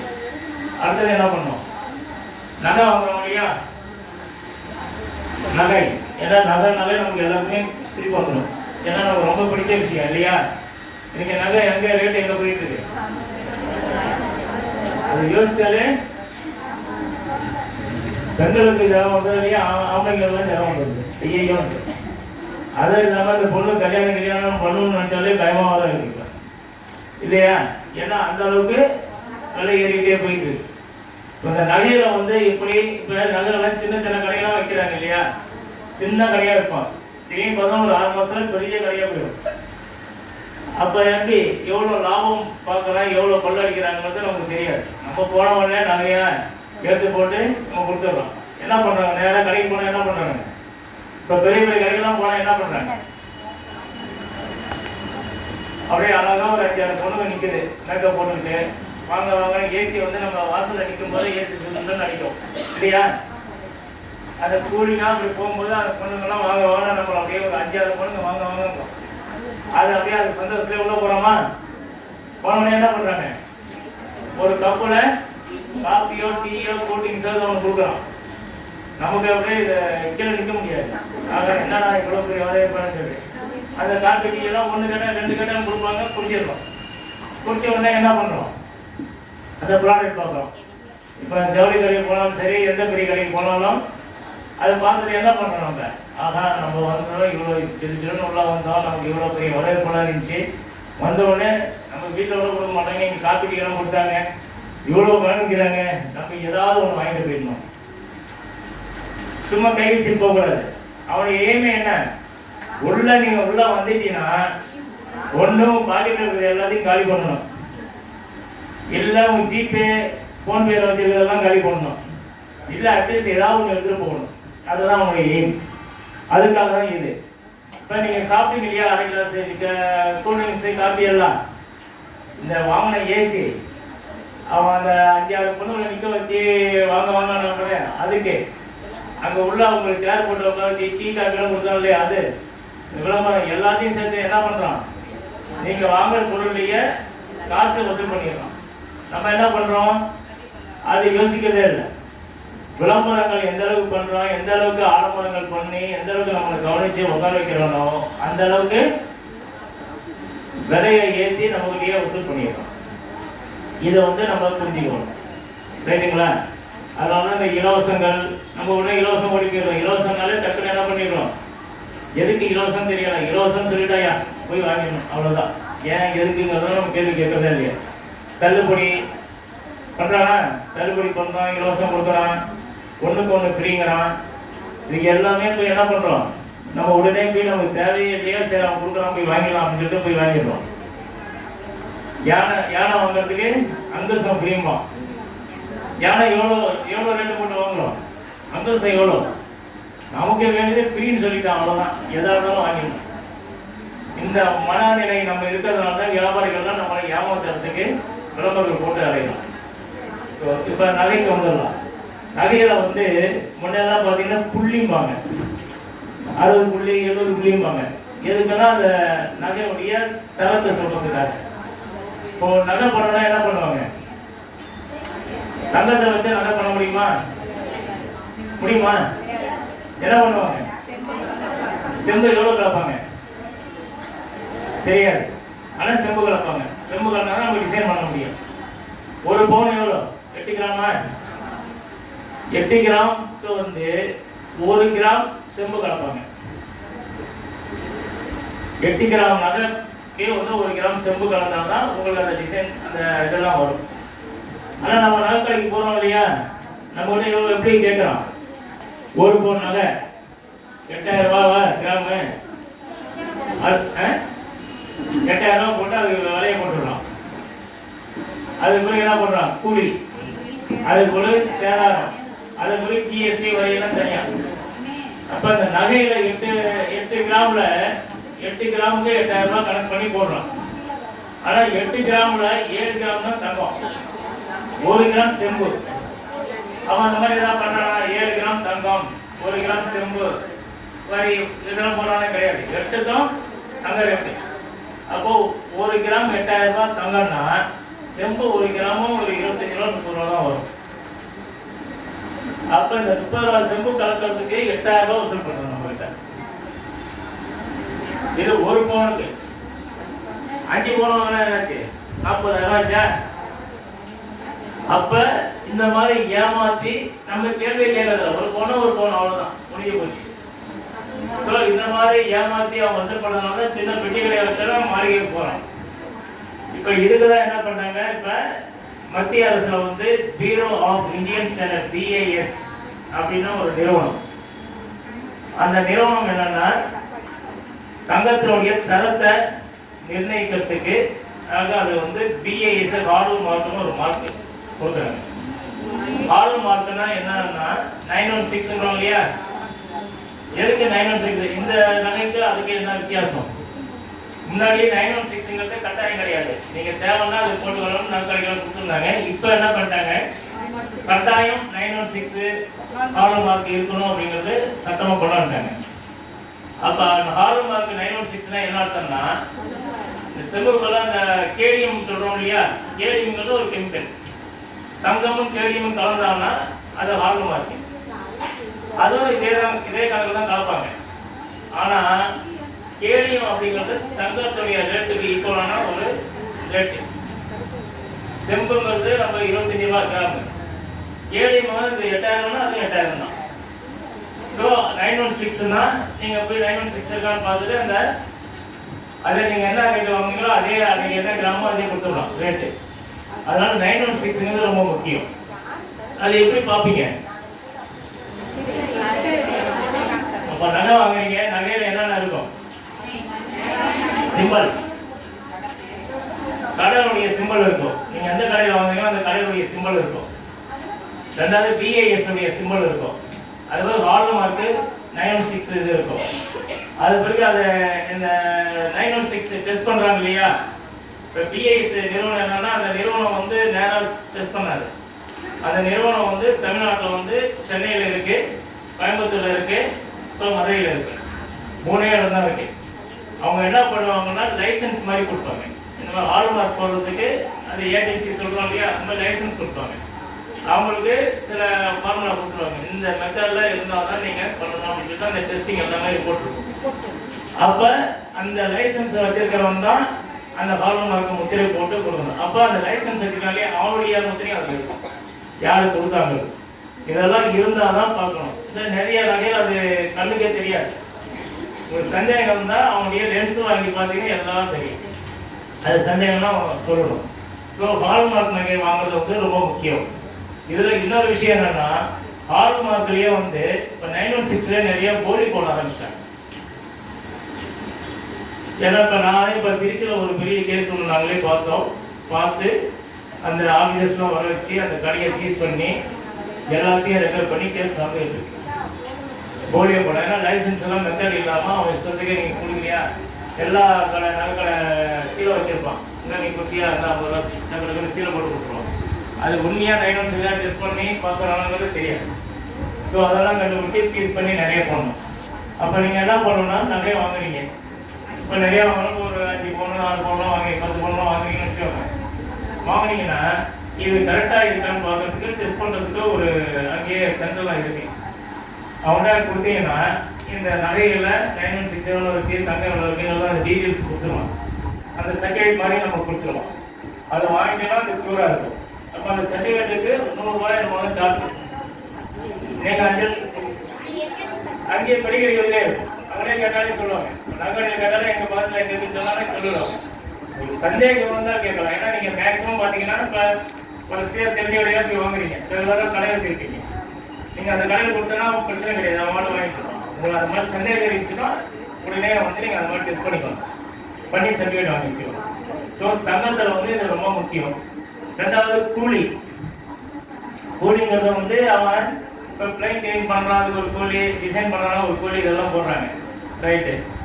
சேதாரம் அப்படின்னு போடுறான் இல்லையா, சேதாரம் என்ன பண்ணுறான், ஒரு ஆசாரியை வந்து நகை தயார் பண்ணும்போது அந்த தங்கம் வந்து சதுரம் கொஞ்சம் வேஸ்ட் ஆகும் இல்லையா, அந்த வேஸ்டேஜ் எல்லாம் வந்து பார்த்தீங்கன்னா நமக்கு சேதாரம் போட்டு ஒரு பில்லை போடுறோம். சரி, அவன் சேதாரம் பில்லை போட்டால் அந்த சேதாரம் ஆனது நம்ம கையில் கொடுக்கணும். நம்ம சேதாரம் கொடுக்கறது கிடையாது, நம்ம ஏதாவது கேட்டுருக்காம இது வரைக்கும் கேட்கல. சேதாரம் போட்டு ஒரு பெரிய அமௌண்ட் போடுவான். ரொம்ப பேசுனீங்கன்னா அதில் கொஞ்சம் ஒரு 2% குறைக்கிறோம், 1 குறைக்கிறோம் குறைப்பான், அவ்வளோதான் தேவையில்லை. ஆனால் அந்த சேதாரம் வந்து சேதாரம் ஆகிறது கிடையாது. உனக்கு என்ன பண்ணணும், நகை பண்ணும்போது வர சேதாரம்லாம் வச்சுட்டு அதெல்லாம் இது பண்ணி அதை உருக்கி அதை ஒரு நகை பண்ணி கொடுத்துருவோம். ஸோ அவங்களுக்கு சேதாரங்கள் வீணாக போகிறது கிடையாது, அதையும் ஒரு காசு ஆக்கிடுறாங்க. அப்போ வந்து நம்ம எப்படி எல்லாம் ஏமாறுறோம், ஒன்று தங்கத்தில் ஏமாறுறோம், சேதாரத்தில் ஏமாறுறோமா, இந்த கேடிஎம் இதெல்லாம் கரெக்டாக இருக்கான்னு பார்த்து அது இல்லைன்னா அதுலேயும் ஏமாறும். ஸோ இதெல்லாம் பில்லு வந்து ஹெவியாக போட்டு அவங்க எடுத்துருப்போம். ஸோ நிறைய வந்து நம்ம தேவைக்கு வாங்குங்க, அது எச்சரிக்கையாக வாங்குங்க. எந்த கடையாக இருந்தாலும் நம்ம காசு கொடுத்து தான் வாங்கணும். அதனால் அவனை கேள்வி கேட்கறதுல யோசிக்காது. நீங்கள் அவனுக்கு நமக்கு சந்தேகம் இருக்கும், சரி கேட்ட ஏதாவது சொல்லணும், இல்லை பக்கத்தில் 4 பேர் நிற்கிறாங்க எதாவது நினைப்பாங்களோ அப்படின்னு நம்ம கேட்காம வந்து அது சந்தேகத்தை வாங்கிட்டு 2 நாள் போட்டு மண்டை வாங்கிட்டு இருப்போம். ஏதா இருந்தாலும் போடுறது காசு கொடுக்குறது நான் கேட்குற கேள்வி நீ பதில் சொல்லு, என் சந்தேகத்தை கிளியர் பண்ணணும் அப்படின்னு சொல்லிட்டு வாங்க. அதனால் வந்து தைரியமாக வந்து நகையெல்லாம் வந்து பார்த்து வாங்குங்க. சரியா? இது நகையில் ஏதாவது சந்தேகம் இருக்கா உங்களுக்கு? எது சந்தேகம் இல்லையா? அப்போ உங்களுக்கு நல்லா புரியுற மாதிரி நான் சொல்லிட்டு இருக்கேன்னா இல்லை நீங்கள் சந்தேகம் கேட்டால் தான் நான் கரெக்டாக சொல்கிறேங்கிறது எனக்கு தெரியும். இதுதான் அது நினச்சிக்கிட்டே வந்து மறந்துட்ட மத்தியா நீங்கள் கேட்கறதே ஞாபகம் தான். இப்போ நகைக்கு வந்து கல் இருக்கு இல்லையா, உட்காந்து சொல்கிறேன். கல் என்ன பண்ணோம்னா கல் பதிகிறோம் இல்லையா, அப்போ என்ன பண்ணுவோம்னா கல்லுக்கு ஒரு சின்ன ரேட் ஒன்று போடுவோம். இப்போ நிறைய கடையில் என்ன பண்ணுவோம்னா இந்த கல்லில் பெரிய லாபம் பார்க்குறது அவங்க தான். ஏன்னா கல்லை வச்சுட்டு அந்த கல் நீங்கள் தனியாக தூக்கி வச்சிங்கன்னா அது ஒரு 5 கிராம் கல்லுன்னு வச்சுக்கோங்க. உங்களுக்கு கல் ரேட்டுன்னு சொல்லிட்டு 1 கிராம் போட்டு கழிப்போம். சரி கல்லுக்கு தான் ரேட்டு போட்டான் கழிச்சிட்டான்னு நம்ம வந்துடுவோம். ஆனால் உண்மையாக அந்த கல்லுக்கு 4 கிராம் எவ்வளோ வச்சு 32,000 ரூபாய்க்கா அவனே. இப்போ அந்த கல் வச்சுட்டு 32,000 காசு பார்த்துடலாம். ஏன்னா அந்த செம்புக்கு பதிலாக இப்போ கல் வச்சாங்க. அதனால அந்த கல் வந்து இடையை வந்து அவன்கிட்ட தெளிவாக பேசுவாங்க. நாளைக்கு அந்த மாதம் திருப்பி அவங்க வருவாங்க, கன்சியூமர் கோர்ட்டுக்கு போவாங்கன்னு சொல்லிட்டு போயிடும். நீங்கள் ரொம்ப வேண்டாம்ப்பா நீ சரியா இல்லையா, அதில் நான் கன்சியூமர் கோர்ட்டுக்கு போகிறேன்னு சொன்னாலும் அவங்க உட்கார வச்சு செஞ்சிருவாங்க. முன்னால் நீங்கள் எங்கே வேணாலும் போகணுமா, இப்போ பயன்படுத்தி செஞ்சிருவாங்க. அதனால கல் நகை எடுக்கும்போது நீங்கள் கடையை பார்த்து வாங்குங்க. அந்த கல்லெல்லாம் நீங்கள் பார்த்தாலே தெரியும். நிறைய இருக்கிற கல்லை அந்த மொத்த கல்லை சின்ன கல்லை கேரளா வைப்பாங்க. அந்த கல்லை பார்த்தாலே இது 1 கிராம் இருக்குமா 2 கிராமோ ஒரு அனலைஸ் பண்ணலாம். இல்லைனாலும் கேட்கும் இதெல்லாம் 4 கிராம் இருக்கும்போது ஏன்னா 1 கிராம் 1 கிராம் சும்மா கேளுங்க. கேட்டால் இல்லைம்மா அது மாதிரி சொல்லி இன்னும் கொஞ்சம் வைப்பான். என்னன்னா உங்களை ரொம்ப விவரமாக கேட்க விட்டுருக்கூடாதுன்னு சொல்லிட்டு பயந்துட்டு என்ன பண்ணுவோம்னா இன்னும் கொஞ்சம் வைப்பான். நீ சரி கல்லுக்கு கழிச்சிட்டா 1 கிராம் 2 கிராம் கழிச்சிட்டான்னு விட்டிங்கன்னு வச்சுக்கோங்க. அது கல் 2 கிராம் 4-5 கிராம் மேலே இருக்கும் பொழுது நீ என்ன 2 கிராம் கழிக்கிறேன், நீ கல் கிடையாது அந்த கணக்கு கிடையாது அப்படின்னு சொல்லி கேட்டிங்கன்னா இல்லைம்மா அப்படி இல்லாமல் இருக்கணும் உனக்கு கன்வின்ஸ் பண்ணி சரி 1 கிராம் சேர்த்து கழிக்கலாம் கிடைக்கும். அதனால கேள்வி கேட்டால் தான் உங்களுக்கு நியாயம் கிடைக்கும். அமைதியாக வந்து பில்லு வாங்கிட்டு வந்தீங்கன்னா பத்தாது. ஏன்னா நீங்கள் கடையில் வந்து வெளியில் வரவங்க உங்களுக்கு கூல்ட்ரிங்க்ஸ் எல்லாம் கொடுப்போம், எல்லாம் கொடுப்பாங்க. குடிச்சிக்கிட்டே நீங்கள் ஏமாந்துடக்கூடாது. அவரை எதாக இருந்தாலும் தைரியமாக கேட்கணும். நகையை பொறுத்த வரைக்கும் தெளிவாக இருங்க. ரைட்டுங்களா? இப்போ விளம்பரங்கள் அதுக்கு போயிடலாமா? விளம்பரம் எதுக்கு பண்ணுறாங்க? ஒரு உற்பத்தியாளரோ ஒரு வியாபாரியோ அவங்களுடைய ப்ராடக்டை வந்து ரொம்ப குவாலிட்டி தரம் இதை வந்து உங்களுக்கு அதெல்லாம் பெரிய லெவலில் பயன்படும், நீங்கள் இதை வாங்கி பயன்படுங்கன்னு சொல்லிட்டு சொல்கிறதுக்காக விளம்பரம் பண்ணுறோம் இல்லையா? கேட்குறீங்களா? அப்போ விளம்பரம் பண்ணுறது எதுக்குன்னா அவங்களுடைய தயார் பண்ண பொருளை வந்து மார்க்கெட்டில் வந்து விற்று பெரிய லாபம் அடையணுங்கிற ஒரே விஷயம் தான். இந்த விளம்பரத்தில் முறையில் என்னென்னா பெரிய பெரிய கார்பரேட் கம்பெனிலாம் என்ன பண்ணுவாங்கன்னா விளம்பரங்கள் பேசுகிறாங்க இல்லையா, சொல்கிறாங்க இல்லையா, சொல்கிறதுக்கு அந்த ஐடியா கொடுக்கறதுக்கு ஒரு கம்பெனி நிறைய கம்பெனி இருக்குது. அவனுக்கு பல லட்ச ரூபா பணம் கொடுத்து அந்த ஐடியா கேட்பான். ரைட்டுங்களா? இது நடிக்கிறதுக்கு நடிகர்லாம் இருக்காங்க இல்லையா, திடீர்னு புஷ்ப வச்சு நடிக்கலாம், திடீர்னு இப்போ நிறைய இது நக்மா வச்சு வச்சியாக இருக்காங்க இல்லையா, இப்போ லேட்டஸ்டாக நிறையா இருக்குது. எல்லாம் வந்து நமக்கு தெரிஞ்ச நமக்கு பிடித்த நடிகை, பிடித்த நடிகர், பிடிச்ச ஸ்போர்ட்ஸ் மேன் சொல்லிட்டு நம்ம அவங்க வச்சு விளம்பரம் பண்ணுவாங்க. இப்போ அவங்களுக்கு கோடிக்கணக்கில் பணம். ஒரு விளம்பரம் பண்ணோம்னா கார்பரேட் கம்பெனி வருஷத்துக்கு 2 லட்ச ரூபான்னு ஒதுக்கிடுவாங்க. ஒதுக்கிட்டு அந்த செலவு வந்து விளம்பரத்துக்காக பண்ணுவாங்க.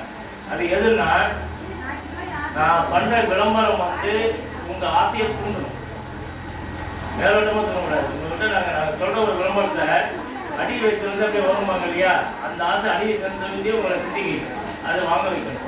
அதுதான் அவங்களுடைய நோக்கம். அதுக்கான விளம்பரங்கள் தான் அவங்க பண்ணுவாங்க. அதில் உண்மை இருக்கா பொய்ய இருக்காங்களாம் பார்க்கறது கிடையாது. அது வந்து நமக்கு ரொம்ப பிடிச்ச நடிகர் நடிகைகளாம் வச்சு பண்ணும்போது நம்ம ரொம்ப யோசிக்கிறதே இல்லை. ஸோ இந்த மாதிரி விளம்பரங்கள்லாம் முன்னாடி பண்ணிட்டு இருந்தாங்க. அப்போ வந்து அதுக்கு கட்டுப்படுத்துறதுக்கான எந்த விஷயமே இல்லை. ஆனால் 2019 பிறகு விளம்பரங்கள் பண்ணும் பொழுது அதில் தவறாக இருந்து தவறான தகவல்கள் கொடுத்து போலியாக இருந்தால் அவங்க மீது வழக்கு தொடரலாம். வழக்கு தொடர்றது யார் மேல? வியாபாரி மேல, உற்பத்தியாளர் மேல, அந்த நடிகர் நடிச்சாங்கல்ல அவன் மேலேயும் கேஸ் போடலாம். ஸோ இந்த 3 பேர் மேலேயும் கேஸை போட்டா அதுக்கு நடவடிக்கை என்னன்னா, ஃபர்ஸ்ட் டைம் வந்து 2 வருஷம் ஜெயில் தண்டனை, 10 லட்சம் ரூபாய் ஃபைனு.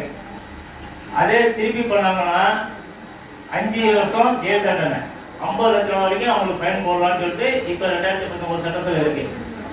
இப்போ என்ன பண்ணுவாங்க? நடிக்க வரவங்க யோசிப்பானா? முன்னால்தான் அவனுக்கு வந்து பேசுறான், இப்போ கூல்ட்ரிங்க்ஸ் அதெல்லாம் பேசுறான்னா அவனுக்கு அதை பற்றி எதுவும் தெரியாது. அவன் வந்து என்ன சொல்றான் நடிச்சுட்டு போயிடுவான். இப்பெல்லாம் நடிக்கணும்னா முதல்ல அதெல்லாம் கரெக்டாக இருக்குன்னு தெரிஞ்சு நடிக்கிறதுலாம் அவங்களே பேசுறோம், அவங்களும் பணம் கட்டணும். ஸோ விளம்பரங்கள் பொறுத்த வரைக்கும் இன்னைக்கு 2019 பிறகு மிகவும் ஸ்ட்ராங்காக இருக்கிறதுனால விளம்பரங்களை வந்து போலியான விளம்பரம் கொடுக்குறது காட்டுவாங்க. சரிங்களா? இன்னொன்று என்ன பண்றோம்னா, விளம்பரங்களை வந்து நம்ம டிவி சீரியல் நிறைய பார்ப்போமா? அது பார்க்காம யாரும் இருக்க மாட்டீங்க. சீரியல் பார்க்கும்போது விளம்பரங்கள் அவ்வளோ வருது. அந்த விளம்பரங்கள்லாம் பார்த்துட்டு நம்ம என்ன பண்றோம்? அவன் கட்டியிருக்கிற புடவை, ஆகா இது நல்ல புடவையா இருக்கு, இந்த புடவை என்ன இது ஒரு பேர் நிறைய புடவை, அந்த புடவை இப்போ பிராண்டட் பேர்லாம் வச்சாங்க இல்லையா, இந்த மாதிரி புதுசாக லேட்டஸ்ட் ஒரே புடவை தான் லேட்டஸ்டாக நிறைய புடவை வந்து ஒரு கதையை சொல்லி டிசைனாக விளம்பரம் பண்ணுவாங்க. நம்ம உடனே வாங்குவோம். விளம்பரங்களை வந்து நீங்கள் வந்து எப்பயுமே நம்பாதீங்க. உங்களுக்கு எது தேவையோ அதை சிந்திச்சு செயல்படுங்க. விளம்பரத்தை பார்த்துட்டு அவன் நடிக்கிறாங்க, இல்லை பக்கத்து வீட்டில் அதை வாங்கிட்டாங்க, எடுத்து வீட்டில் இதை வாங்கிட்டாங்க, நம்மளும் போய் வாங்கணும்னா ஆரம்பத்துக்காக இது வாங்காதீங்க. விளம்பரங்கள் வந்து மிகப்பெரிய மோசடியே விளம்பரத்தால் தான் வருது. அதில் தான் நிறைய நம்ம ஏமாறும். ஸோ அதனால விளம்பரத்தை வந்து நீங்கள் கேட்கும் போது சிந்திச்சு செயல்படுங்க. அதில் யாரும் ஆசைப்பட்டு போயிடாதீங்க, ரொம்ப மோசம் போயிடுவீங்க. அதனால விளம்பரத்தை வந்து நீங்கள் ரொம்ப நம்பாதீங்க. சரிங்களா? அதில் வந்து 2019 நமக்கு அவ்வளோ ஸ்ட்ராங்காக அது சட்டம் இருக்கு. அது மாதிரி நேர்மையற்ற வணிக நடைமுறை, அன்பேர் கேஷ் ப்ராக்டிஸ்னு ஒன்று இருக்கு. தெரியுமா? அது நேர்மை இல்லாமல் பண்ணுறது சிட் ஃபண்டு குழுக்கள் முறை இதெல்லாம் பண்ணுறாங்க இல்லையா? டெய்லி பேப்பரில் சீட்டு பெரிய லெவலில் தான் திடீர்னு போனால் காண போயிடுவான். பேப்பரில் பண்ணாலும் 50 கோடி மோசடி ஓடி போயிட்டான், 100 கோடி மோசடியும் வரும். நகை சீட்டு, அந்த சீட்டு, இந்த சீட்டு நிறைய போட்டு பண்ணுறாங்க இல்லையா? இது எல்லாமே வந்து அன்ஃபேர் ட்ரேட், நேர்மையற்ற வணிக நடைமுறை வருது. இதில் வந்து நுகர்வோருக்கு மிகப்பெரிய பாதுகாப்பு. அது மாதிரி ஏமாத்திட்டாங்க அவன் மேலே வழக்கு கன்சியூமர் கோர்ட்டுக்கு போய் வழக்கு போடலாம். போடும்போது நமக்கான தீர்வுகள் அது கிடைக்கும். அதனால் இந்த சீட்டு சேர்றது, இந்த தீபாவளி ஃபண்டு சேர்க்கறது, இதெல்லாம் பார்த்தீங்கன்னா தீபாவளி வந்துச்சுன்னா என்ன வரும்? தீபாவளி வருதா இல்லையோ, தீபாவளி ஃபண்டு பணத்தை எடுத்துகிட்டு ஓனவன் செய்தி வந்துகிட்டே இருக்குமா? ஆனால் எவ்வளோ செய்தி வந்தாலும் என்ன பண்ணுறோம்? திருப்பி நம்ம சேர்க்கிறோம் இல்லையா? இப்போ எல்பின்னு சொல்லிட்டு இங்கே நம்ம திருச்சியில் அவங்க எல்லா பேப்பர்லையும் பார்த்துக்கலாம். அவன் வந்து என்னன்னா 1 லட்சம் போட்டால் 2 லட்சம் கொடுக்குறாமா, 5000 மளிகை சாமான் கொடுக்குறாமா. இது ஊர் பூரா ஏமாற்றி எல்லா பேப்பரும் வந்து பெரிய பிரச்சனையை ஓடிக்கிட்டு இருந்துச்சு. இதை நாங்களும் எங்கள் பற்றி நான் மனித உயிரின பத்திரிக்கை வச்சுருக்கேன். அந்த பத்திரிகை கேட்டு போட்டேன், எல்லாம் பேசுகிறாங்க, எல்லாம் நடந்துட்டு இருக்கு. ஒரு சைடு தரார் பண்ணிக்கிறாங்க காசு வாங்குறதுக்கு, ரைட்டா? இன்னொரு சைடு எடுத்துதான் பணம் கட்டுறதுக்கு தூரம் நிற்கிறாங்க. அப்போ அவன் திருந்துவானா? இவனை வந்து போலீஸ் வச்சு சரி பண்ணி தான் இவன் தான் உதவி பண்ணிட்டு போயிடுறான். இன்னும் அடுத்த டீம் தான் இவன் இங்கே வருவான். ஸோ மக்கள் என்னன்னா ஆசையில் வந்து நிறையா வந்து நம்ம வந்து நியாயமான ஒரு பணத்தை வந்து ஒன்று போட்டோன்னா, நார்மலாக ஒரு 2 வட்டி 3 வட்டி பேங்கில் போடுறோம். 25 வட்டி கொடுக்குறோம், 50 வட்டி கொடுக்குறோம்னா என்ன முதல்ல அவனை தான் போய் கட்டுறோம்.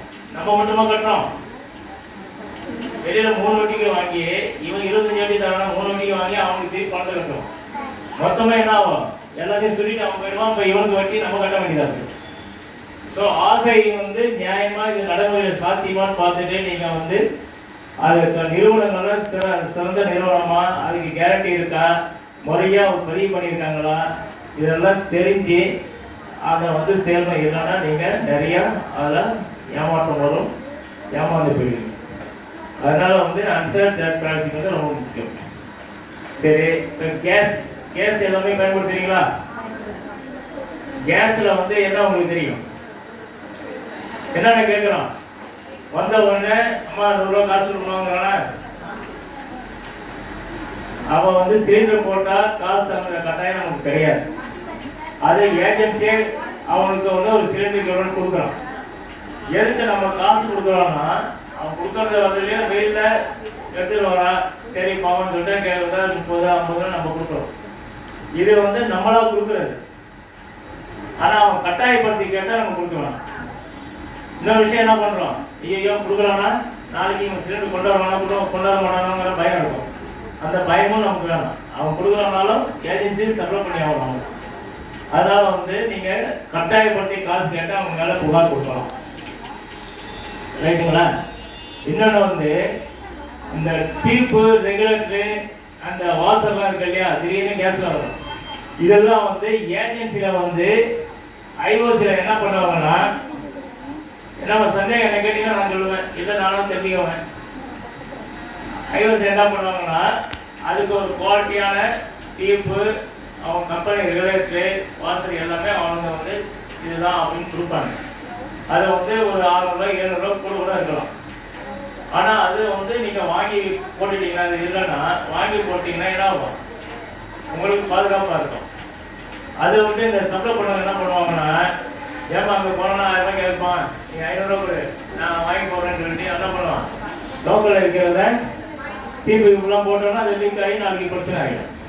ஸோ அதனால வந்து 100 ஏன்னா அதெல்லாம் ரொம்ப பாதுகாப்பாக இருக்க வேண்டிய விஷயம். 100 ஆசைப்பட்டு நீங்கள் இந்த மாதிரி வெளியில் மக்கள்லாம் வாங்கிடாதீங்க.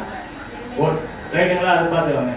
ரெண்டாவது இன்னொன்று வந்து சிலிண்டர் இருக்கு இல்லையா, சிலிண்டர்லேயும் எக்ஸ்பைரி இருக்கு.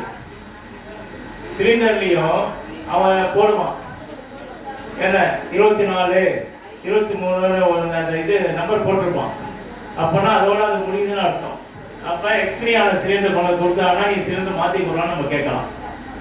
இப்போ முன்னாடி எல்லாம் நிறைய பிரச்சனைகள் வந்துட்டு இருந்துச்சு. இப்போ வந்து ஆன்லைன் புக்கிங்கிறதுனால நமக்கு என்ன அமௌண்ட்டு, பில் அமௌண்ட்டு, எப்போ டெலிவரி எல்லாமே நமக்கு மெசேஜ் வந்துடுது. அதனால இப்போ நிறையா பாதுகாப்பாக இருக்குது. முன்னெல்லாம் பார்த்தீங்கன்னா அவன் வந்து சிலிண்டரு நம்மக்கிட்ட பில்லை போட்டு வேற எங்கேயும் சப்ளை பண்ணி காசாக்கிட்டு இருப்பாங்க. இப்போ அந்த பிரச்சனைகள் நிறைய இல்லை. அதே மாதிரி இன்னொன்று என்னன்னா, இந்த சிலிண்டர் கொடுக்குறாங்க இல்லையா வீட்டில், எடை போடுறாங்கன்னா நீங்கள் புகார் கொடுக்கணும். போடுறாங்கன்னா இப்போ எனக்கு இன்னைக்கு மெசேஜ் அனுப்புனேன், இன்னைக்கு சிலிண்டர் வரணும்ட்டு இங்கே வரல ஏன் வரலன்னு ஏஜென்சிக்கு ரிப்போர்ட் கொடுத்தீங்கன்னா அவன் உடனே கேட்பான். அப்போ வந்து என்ன பண்ணணும்னா இவன் மாட்டிக்கலாம். உங்களுக்கு மெசேஜ் வந்துட்டு அவன் இப்போ வேற எங்கேயா கொடுத்துட்டு நீங்கள் வந்தா நீங்கள் வீடு கூட்டி இருந்துச்சு ஆள் இல்லை நான் இப்போ கொண்டு போடுறோம், அவன் வெளியில் கொடுத்து சொல்ல மாட்டான், இருக்கவா கொண்டு போடுறோன்னு போடுவான். அப்படி மெயின்டைன் பண்ணுவாங்க. ஸோ அதனால வந்து நீங்கள் அது மாதிரி ரிப்போர்ட் எடுத்துனா உடனே ரிப்போர்ட் பண்ணிடுங்க. ரைட்டுங்களா? இன்னொன்று வந்து இடையில என்ன பண்ணுவாங்கன்னா, முன்னெல்லாம் பார்த்தீங்கன்னா ஒரு ராடு வச்சுருப்பான். அந்த நானே நிறையா எக்ஸ்பிளைன் பண்ணி நிறைய காட்டியிருக்கேன். அந்த ராடு வந்து அந்த சிலிண்டர் இல்லையா, ஃபுல் சிலிண்டரு எம்டி சிலிண்டரை வச்சு அது அந்த ராடு அந்த சிலிண்டரில் இது பண்ணான்னு கவுத்து விட்டோன்னா அந்த கேஸ் வந்து இதில் அப்படியே உள்ளே போயிடும். நம்ம எம்டி சிலிண்டரை எடுத்துடலாம். ஒரு 14 கேஜ்னா ஒரு 2 கேஜ் எடுத்தால் உங்களுக்கு பெருசாக தெரியாது. ஸோ இந்த மாதிரி 2 கேஜ் 4 கிலோ எடுத்தாலும் எவ்வளோ ஒரு சிலிண்டர் போட்டு 1000 ரூபாய்க்கு விற்றுருவாங்க. அந்த மாதிரிலாம் இருக்குது. அப்போ என்ன பண்ணோம், சிலிண்டர் வரும்போது இந்த சீல் போட்டு வருது இல்லையா, அந்த சீலுக்கு வந்து டீப்பு அது என்னன்னா தண்ணியில் ஊற வச்சு எடுத்து சொல்லிங்கன்னு வச்சுக்கோங்க, ஒரு 5 நிமிஷம் காஞ்சி அப்படியே சீல் மாதிரி ஆகிடும். அதை உடச்சிடலாம் ஒன்று. இப்போ நீங்கள் என்ன பண்ணணும்னா, அந்த இடம் பார்க்கும்போது இடம் கம்மியாக இருக்குது, சிலிண்டர் தான் ஒரு வெள்ளத்துக்குள்ள வெயிட் கம்மியாக இருந்துச்சுன்னா இடம் போட்டு காட்டு அப்படின்னா இடம் போட்டு காட்டணும். நாங்கள் வந்து நிறைய மீட்டிங்கில் சொல்லியிருக்கோம், சிலிண்டர் சப்ளை பண்ணும்போது அந்த தராசம் கையோடு கொண்டு போகணும்ட்டு. இப்போ ஏஜென்சி இப்போ ஒரு 3 நாள் முன்னாடி கூட கேஸ் ஏஜென்சி மீட்டிங்லேயும் பேசணும். அந்த மாதிரி ஏதாவது சந்தேகம் தான் உடனே நாங்கள் இடம் போட்டு காட்டிடுறோங்க, நீங்கள் அந்த மாதிரி தான் சொல்லுங்க. இன்னொரு விஷயம் என்ன சொன்னாங்கன்னா, சிலிண்டரை வாங்கி நம்ம என்ன பண்ணுறோம், அப்படியே அங்கே வச்சுட்டு இங்கே வச்சுட்டு போகணும்னு சொல்கிறோமா, வச்சுட்டு போயிட்டானா நம்ம அந்த சிலிண்டர் தீர்ந்த பிறகு தான் இந்த சிலிண்டர் எல்லாம் பார்ப்போம். அப்போ என்ன ஆகுனா, இப்போ அவங்க சொன்னது இந்த வாட்டர் ஏதாவது இந்த சீல் கொடுத்தா கூட ஏதோ லீக்கேஜ் இருந்துகிட்டே இருக்கும். திடீர்னு பார்த்தீங்கன்னா நீங்கள் சிலிண்டர் வைக்கும்போது பார்த்தீங்கன்னா நிறைய லீக்கேஜ் ஆகிருக்கும், சிலிண்டர் காலி ஆகிடும்.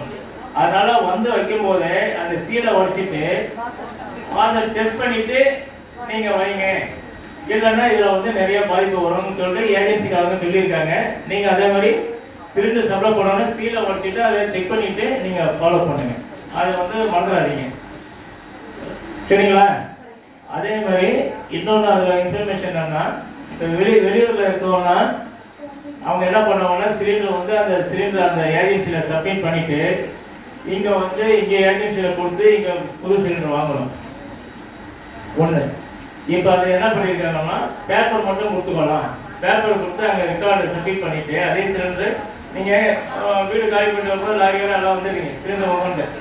இப்போ திரும்பி போனால் என்ன ஆகும், சிலிண்டர் மட்டும் திருப்பி அவங்கள்ட்ட கொடுத்துட்டு நீங்கள் வாங்கிட்டு வரணும். அது போக மாட்டீங்க, உங்களுக்கு சிலிண்டர் பிரச்சனை வரும்.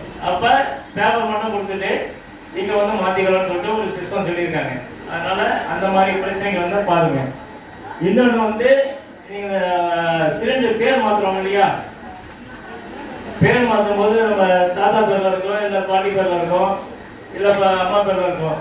மாற்றும் போது பார்த்தோம்னா பேர் மாற்றும் போது நீங்கள் வாங்கியிருக்கும் போது எவ்வளோ இருக்கும், டெபாசிட்டு 1000 ரூபா கட்டியிருப்பீங்க, 1500 ரூபா கட்டியிருப்பீங்க. இப்போ மாற்றணும்னா இந்த பிளட் சர்க்கிளில் மாற்றணும்னா நீங்கள் அந்த வாரிசு சர்டிஃபிகேட் எல்லாமே கொடுத்து அவர்கிட்ட கொடுக்கும்போது என்ன ஆகும்னா, பேர் மாற்றும் போது மீதி பேலன்ஸ் அமௌண்ட் இருக்கு இல்லையா, இன்னைக்கு 3500 ரூபா டெபாசிட் வாங்கினா நீங்கள் ஏற்கனவே 1500 ரூபா டெபாசிட் கட்டியிருப்பீங்க. இப்போ மாற்றும் போது என்ன பண்ணுவாங்கன்னா, மீதி 2000 ரூபா நீங்கள் டெபாசிட் பணம் கட்டணும், கட்டி நீங்கள் பேரை மாற்றிக்கலாம். மாற்ற முடியாதுன்னு அவங்க சொல்ல முடியாது, ரைட்டுங்களா? அதனாலே பேர் மாற்றினாலும் சரி, இல்லை அவங்க இறந்துட்டாங்கன்னா அவங்க வாரிசு எல்லாம் கொடுத்து நம்ம மாற்றிக்கலாம். இதெல்லாம் வந்து கேஸில் கொடுக்குற இன்ஃபர்மேஷன். இது இந்த மாதிரி ஏதாவது உங்களுக்கு இருந்தால் நீங்கள் அதை ஃபாலோ பண்ணிக்கலாம். ஸோ கேஸில் ஏதாவது சந்தேகம் இருக்கா? சந்தேகம்? இன்சூரன்ஸ் வந்து சிலிண்டரில் வந்து ரொம்ப முக்கியமான விஷயம். அந்த இன்சூரன்ஸ் வந்து எப்போ உங்களுக்கு இதாக வந்துடுங்களா, கம்பெனியில் வந்து நீங்கள் டீப்பு ரெகுலேட்டர் இதெல்லாம் வாங்கி ப்ராப்பராக வச்சுருந்தா மட்டும்தான் உங்களுக்கு இன்சூரன்ஸ் கவர் ஆகும். அதை விட்டுட்டு இந்த லோக்கலில் போய் இந்த கடையில் விற்கிறாங்க, ஏன்னா ஐஎஸ்சி முன்னாடி இருக்கும், வெளியில் போய் வாங்கிட்டு வந்து அதை போட்டு வந்தீங்கன்னா அது கணக்கில் உங்களுக்கு வராது. அதான் இன்சூரன்ஸ் வந்து நீங்கள் ப்ராப்பராக அதுக்கு வந்து உங்களுக்கு 10 லட்சம் 20 லட்சம் நிறைய இருக்குது. இன்சூரன்ஸே உங்களுக்கு ஆட்டோமேட்டிக் கவர் ஆகி தான் வரும். ஆனால் நீங்கள் அது ப்ராப்பராக டிபிக்குள்ளே நீங்கள் லோக்கல் எங்கே வாங்கி போட்டேன் அங்கே வாங்கி போட்டான்னு போட்டிங்கன்னா உங்களுக்கு காலியாகிடும். இப்போ இன்சூரன்ஸ் கூட இப்போ ஒரு கேஸ் நான் ஃபைல் பண்ணுறேன். ஸ்டார்ட் இன்சூரன்ஸில் வந்து இப்போ ஒரு கேஸ் ஒன்று ஃபைல் பண்ணணும், இப்போ நோட்டீஸ் அனுப்பிட்டு இருக்கேன்.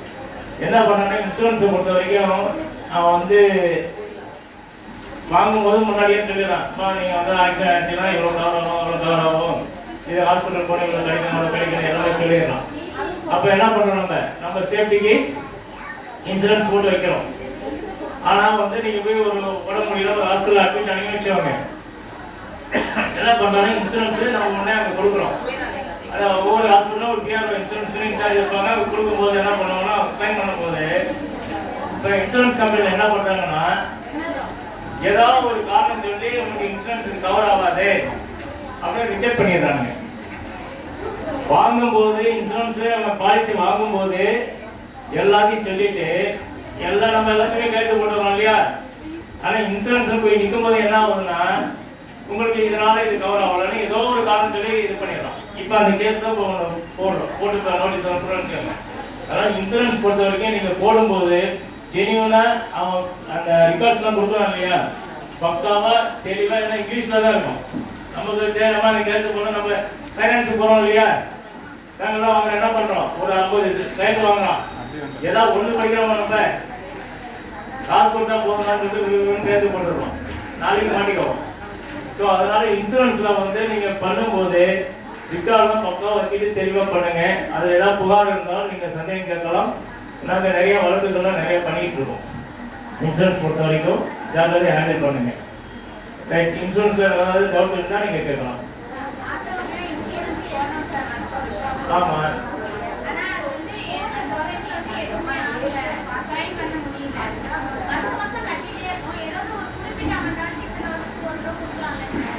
இல்லை அவங்க என்ன பண்ணுவாங்கன்னா, நீங்கள் ஒரு 3 வருஷமும் கட்டிங்க, ஒன்றும் ஆகலை.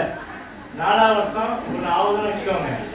என்ன பண்ணுவாங்கன்னா, அந்த 3 வருஷம் ஆகலை இல்லையா, அதுக்கு உங்களுக்கு ஒரு அடிஷ்னலாக ஒரு பெர்சன்டேஜ் கொடுப்பாங்க. அது ஒன்று தருவாங்க. ரெண்டாவது என்னன்னா, இப்போ 3 வருஷம் ஒன்றும் ஆகலை, அடுத்த வருஷம் இன்சூரன்ஸ் போனால் நீங்கள் ஒரு 5000 ரூபாய் இன்சூரன்ஸ் வச்சுக்கோங்க. நீங்கள் கட்டணும்னா இந்த 3 வருஷம் உங்களுக்கு ஹிஸ்ட்ரியை பார்ப்பாங்க. எதுவுமே இல்லைன்னா அந்த 5000 கட்டுறத இவ்வளோ பெர்சன்டேஜ் நீங்கள் வந்து இது மாதிரி கிளைம் பண்ணல, அதனால் அது ஒரு பெர்சன்டேஜ்னு சொல்லி ஒரு 1000 500 ஏதோ ஒரு அமௌண்ட்டு இப்போ 5000 வந்து அதை கழிச்சுட்டு மீதி கட்ட சொல்லுவாங்க. ஸோ இந்த மாதிரி அதை பண்ணுவாங்க. அதை நீங்கள் அப்படி இல்லைன்னா அவங்க கேளுங்க, 3 வருஷமா நாங்கள் இது இல்லையே, நீங்கள் எனக்கு கன்செஷன் கொடுக்கக்கூடாதுன்னு நம்ம கேட்கணும். ஏன்னா அவனை பொறுத்த வரைக்கும் நீங்கள் கேட்காத வரைக்கும் அவனுக்கு லாபம் தான்.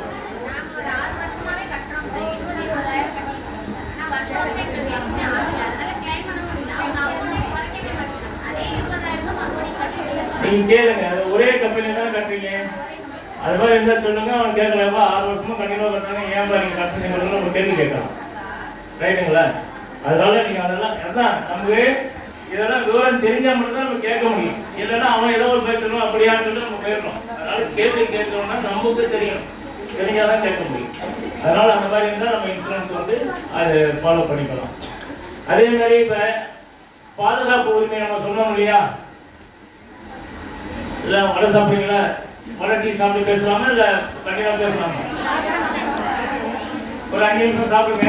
அது போய் சாப்பிடுற நேரத்துல கேட்கறது சரியா புரியாது இல்லையா, அதனால ஒரு 5 நிமிஷம் உங்களுக்கு வடை டீ எல்லாம் சாப்பிட்டுட்டு நம்ம ஆரம்பிக்கலாம்.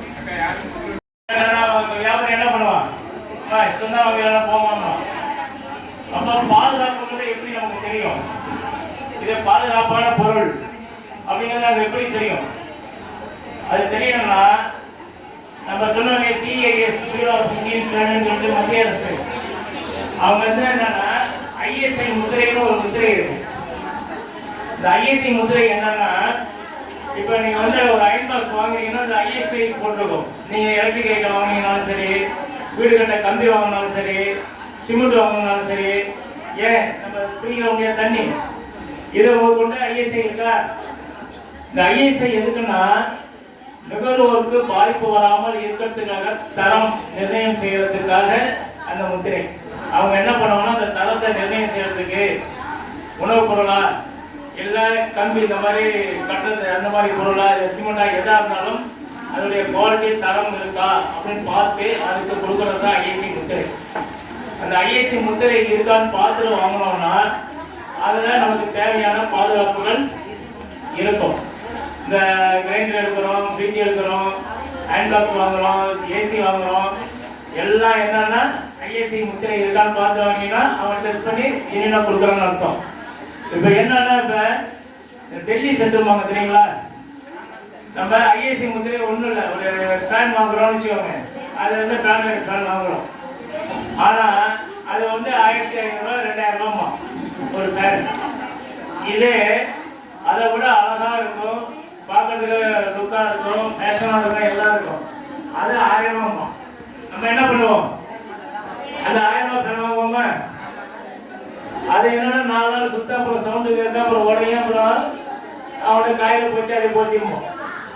ஸோ நமக்கு பாதுகாப்பு அதில் கிடையாது, காசும் கிடையாது. அதனால ISI வாங்கும்போது ஜெயினா இருக்கும், தெளிவா இருக்கும், கேரண்டி இருக்கும், அதை நம்ம வந்து நம்பி வாங்கலாம். அதுக்காக தான் அந்த பாதுகாப்பெல்லாம் வந்து ISI முத்திரை வந்து ஒவ்வொரு முத்திரையும் தண்ணின்னா இதுக்கு ஒரு கோடு நம்ம கொடுத்துருப்போம். இதே மாதிரி கம்பி வீடு கட்டுறீங்க, கம்பி வாங்குறீங்க இல்லையா, கம்பி வாங்கினா அதுக்கு ஒரு கோடு, ஃபேன் வாங்கினா அது ஒரு கோடு, ஃப்ரிட்ஜ் வாங்கினா அது ஒரு கோடு, ஏசி வாங்கினா ஒரு கோடு. அம்மா எங்க நீங்க அப்புறம் பேசிக்கலாம், நீங்க பேசுங்க, ஏதாவது சொல்லணும்னா நீங்க வந்து இங்க சொல்லுங்க, நாங்களும் கேட்டுக்கோங்கல்ல. ஏன்னா அதனால ISI முத்திரையை வந்து நீங்க எங்க போனாலும் ISI முத்திரை இருக்கான்னு பாருங்க. அதே மாதிரி இந்த வேளாண்மை பொருள்லாம் இருக்கு இல்லையா, அக்ரிகல்ச்சர் தான் வந்து அக்மார்க் முத்திரையும் போடுவாங்க. அக்மார்க் முத்திரை இருந்தால் என்ன அர்த்தம்? அது குவாலிட்டியாக இருக்குன்னு அர்த்தம். அதே மாதிரி பட்டுப்புடவை வாங்க போறீங்க இல்லையா, தரமான பட்டுப்புடவைவாங்க. எங்க விட்டான வேற யாருமே பட்டுப்புடையில சிறப்பாக இல்லாமல் இந்த மாதிரி நாங்கள் என்ன போனோம்னா இந்த மாதிரி பட்டுப்புடையில செக் பண்ணுறதுக்கெல்லாம் போனோம். போடும்போது நான் கம்பெனியை சொல்லலை, ஏன்னா மிகப்பெரிய கம்பெனி, பட்டுப்புடவைக்கு பேர் போன கம்பெனி நிறுவனம், உங்களுக்கு சொன்னால் நல்லா தெரியும். ஏன் ஓப்பனாக சொல்ல, நெல்லி சில்க் எல்லாம் போறீங்க இல்லையா, பட்டுப்புடவைனா எல்லாம் போறீங்க இல்லையா, நான் எல்லாம் போய் ரயில்வே போகும்போது அங்கே போய் சில்க் மார்க்கு கூட ஒன்று புரியாம, சில்க் மார்க் அப்படின்னா என்ன அப்படிங்கிறான். சில்க் மார்க்குங்கிறது தரமான பட்டு இருக்கிற, அந்த பட்டு நூல் இருக்கிற பட்டு புடவைக்கு கொடுக்குற சில்க் மார்க் முத்திரை. அதுவே நிறைய பேருக்கு தெரியும். சில்க் மார்க்னா அந்த மாதிரி புடவை எங்கள்கிட்ட இல்லைங்கிறோம். ஏன்னா தரமான புடவைனா எங்கள்கிட்ட வாங்கன்னு கூப்பிடுறாங்க, ஆனால் மார்க் இல்லை.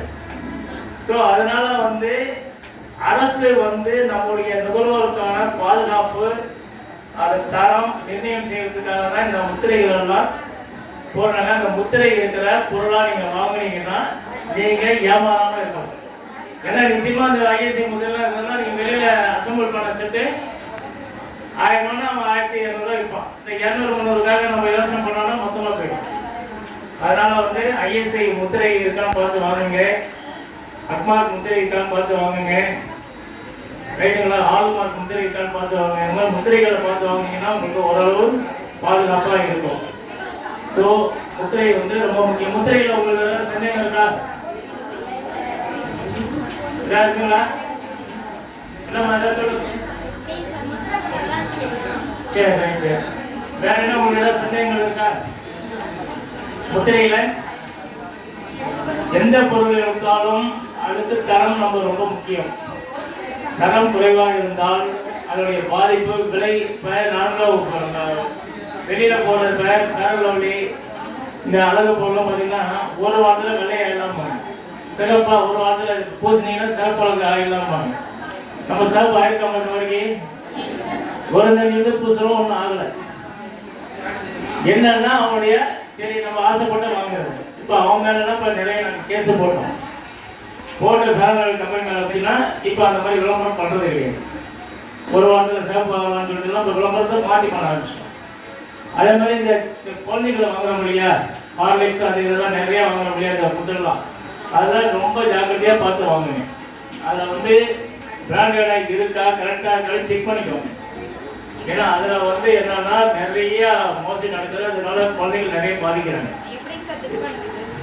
இல்லை அதை ஒழுங்காக நீங்கள் வாங்குறீங்க இல்லையா, அதில் பாருங்க, அதில் வந்து அந்த பிராண்டட் இருக்கும், அந்த முத்திரை இருக்கும், முத்திரையெல்லாம் இருக்கான்னு பாருங்க.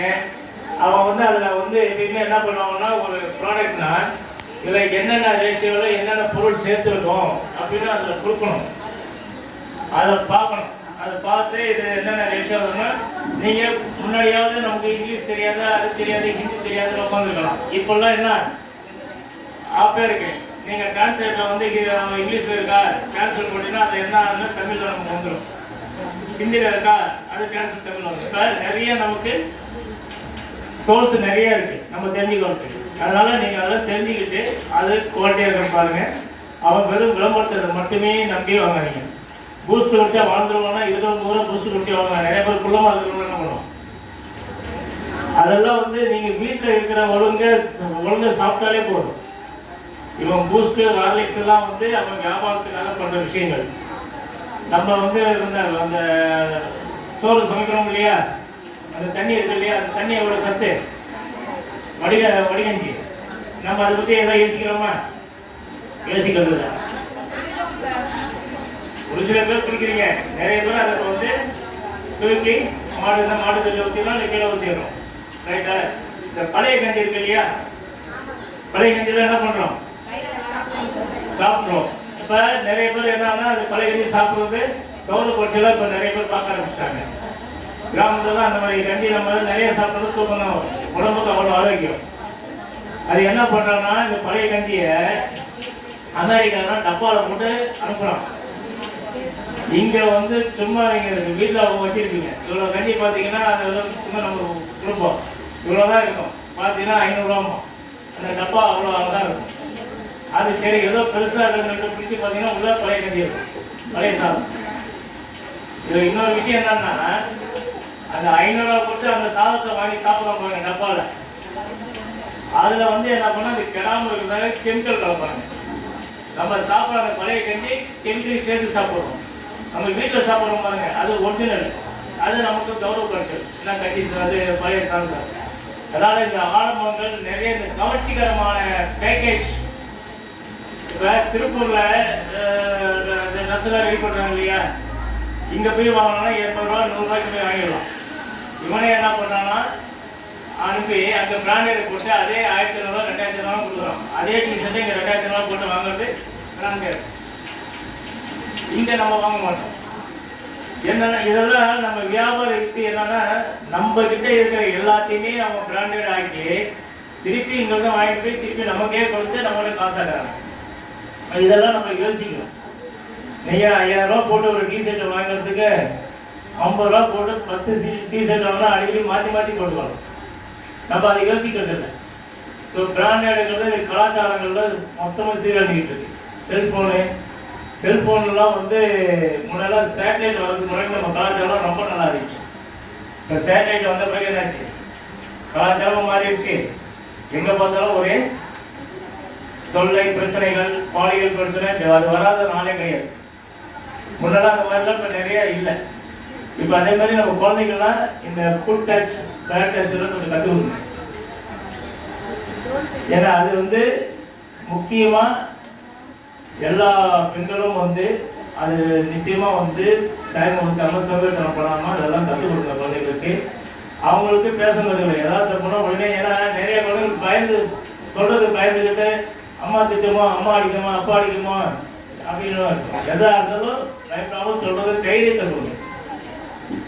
தைரியத்தை கொடுத்தாதான் இன்னைக்கு போகிற போக்கெல்லாம் பார்த்தீங்கன்னா ஒரு பெண்கள் வளர்த்து அவங்கள ஆளாக்கி கொண்டு வருவதுக்குள்ள நம்ம ஒரு வழி ஆகிடுறோம். ஸோ நாட்டு நடப்பெல்லாம் மாறுறதுனால நீங்கள் எல்லாத்துலேயுமே வந்து துணிச்சலை கற்றுக்கொடுங்க குழந்தைகளுக்கு.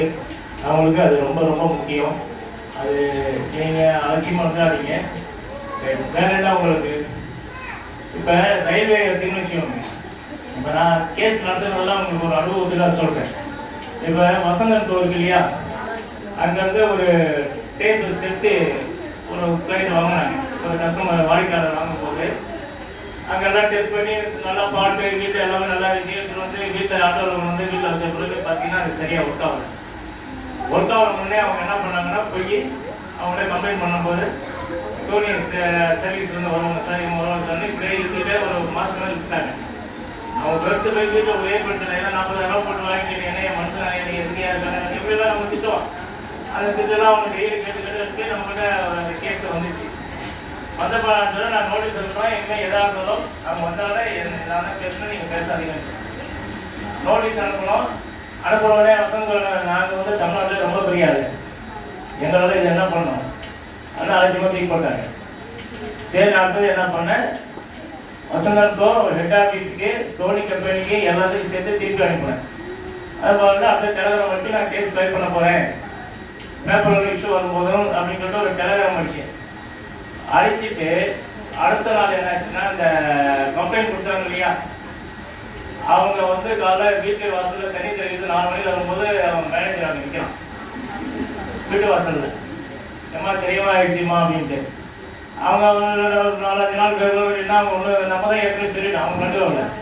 அது பிறகு அவங்க ஒய்ஃபாக அவங்க வந்து நின்னாங்க மேனேஜரும். அதுக்கப்புறம் குழந்தைங்களாம் கடைசியாக வந்து அம்மா நீங்கள் வந்து இது முடிக்கலைன்னா எங்களுக்கு குழம்புக்கு போயிடும், எங்களுக்கு நாங்கள் பிச்சை தான் எடுக்கணும் அப்படின்னு சொல்லிட்டு ரொம்ப செட்டிமெண்ட்டாக இது பண்ணி அது பண்ணால் அவங்க வந்து அப்புறம் ஏன்டா வந்தாங்க சார் இந்த மாதிரி வந்து கூப்பிட்டு வந்து சொல்லிட்டு வர வச்சு பேசி அவங்கள்ட்ட எழுதி வாங்கிட்டு அதுக்கு நஷ்டீலாக இன்னொரு ப்ராடக்ட்டு அவங்களுக்கு வாங்கி கொடுத்து கிளியர் பண்ணணும். எதுக்கு சொல்கிறோன்னா பெரிய ஆள் சின்ன ஆளெல்லாம் கிடையாது. அவங்களாம் பெரிய ஆளானதான் நம்ம மாதிரி ஒவ்வொன்றும் கொடுத்து காசு வச்சுன்னா பெரிய ஆள். நம்ம அரசியல்வாதியாக இருந்துட்டு யாராக இருந்தாலும் சரி. அதனால் வந்து நீங்கள் ஐயோ பெரிய ஆளையை கொண்டு போய் நம்ம கேஸ் போட முடியுமா போக முடியுமாலாம் நம்ம யோசிக்க முடியல. அதே மாதிரி ஹாஸ்பிட்டலில் பெரிய மாஃபியா பெரிய லெவலில் கொள்ளடிக்கிறாங்க. அதை நம்ம என்ன பண்ணுறோம், மீதி பிரச்சனை எல்லாம் நம்ம ஈஸி. போனோடனே தலைவலின்னு போவோம். தலை வந்து இங்கே 4 நாள் ஆச்சுன்னா உயிருக்கு ஆபத்துனா நம்ம என்ன பண்ணுவோம், பயந்துருவோம். ஏன்னா மீதி எல்லாமே நமக்கு தெரியும். இதில் உடம்புக்குள்ள என்ன இருக்கு ஏதுன்னு நமக்கு தெரியாத அவங்க தான். இதை வச்சுட்டு நம்ம வந்து காசு ஆகிட்டு நிறைய பண்ணுவாங்க. இதை நிறைய கேஸ் நடக்கும்போது பில்லெல்லாம் எங்கேயோ போடும்போது நான் நிறைய வாரத்துக்கு 4 கேஸ் நடத்திட்டு இருக்கேன்.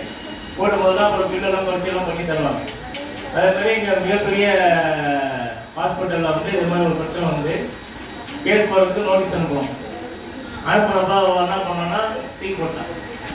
அது போய் நோட்டீஸ் தூக்கி போட்டு என்ன பண்ணோம், இன்ஸ்பெக்டர் ஃபோன் பண்ணுறாரு. சார் அவங்க ரொம்ப பெரிய ஆள், நீங்கள் அவங்க பயிற்சி வரீங்க, நீங்கள் வேலையை பார்க்கணும். அது போய் ஜிபி இங்கேன்னு வரிசையாக பண்ணாங்க. அது பிறகு மந்திரி லெவலில் பண்ணாங்க. எனக்கு ஹாஸ்பிட்டல் மந்திரி ஹாஸ்பிட்டல் எல்லாம் பண்ணோன்னா முடியாத முடிய பார்த்துக்கோன்னு சொல்லிட்டு நாங்கள் போட்டுட்டு கேஸு ஃபைல் பண்ணிட்டோம்.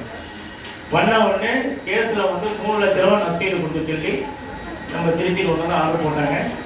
வேறு வழி இல்லாமல் கொண்டு வந்து பணத்தை கொடுத்து போயிட்டாங்க. ஏன்னா அவங்க அதிகாரத்தில் இருக்காங்க, அதில் இருக்காங்களா நம்ம பாதிப்புக்கு ஆதாரங்கள் கிடைக்காத தான் நம்ம ஃபைட் பண்ணணும். அதே மாதிரி இந்த வீடு கட்டுறாங்க இல்லையா, கட்டும்போது என்னாச்சுன்னா ஒரு அக்ரிமெண்ட் போடுவோம்.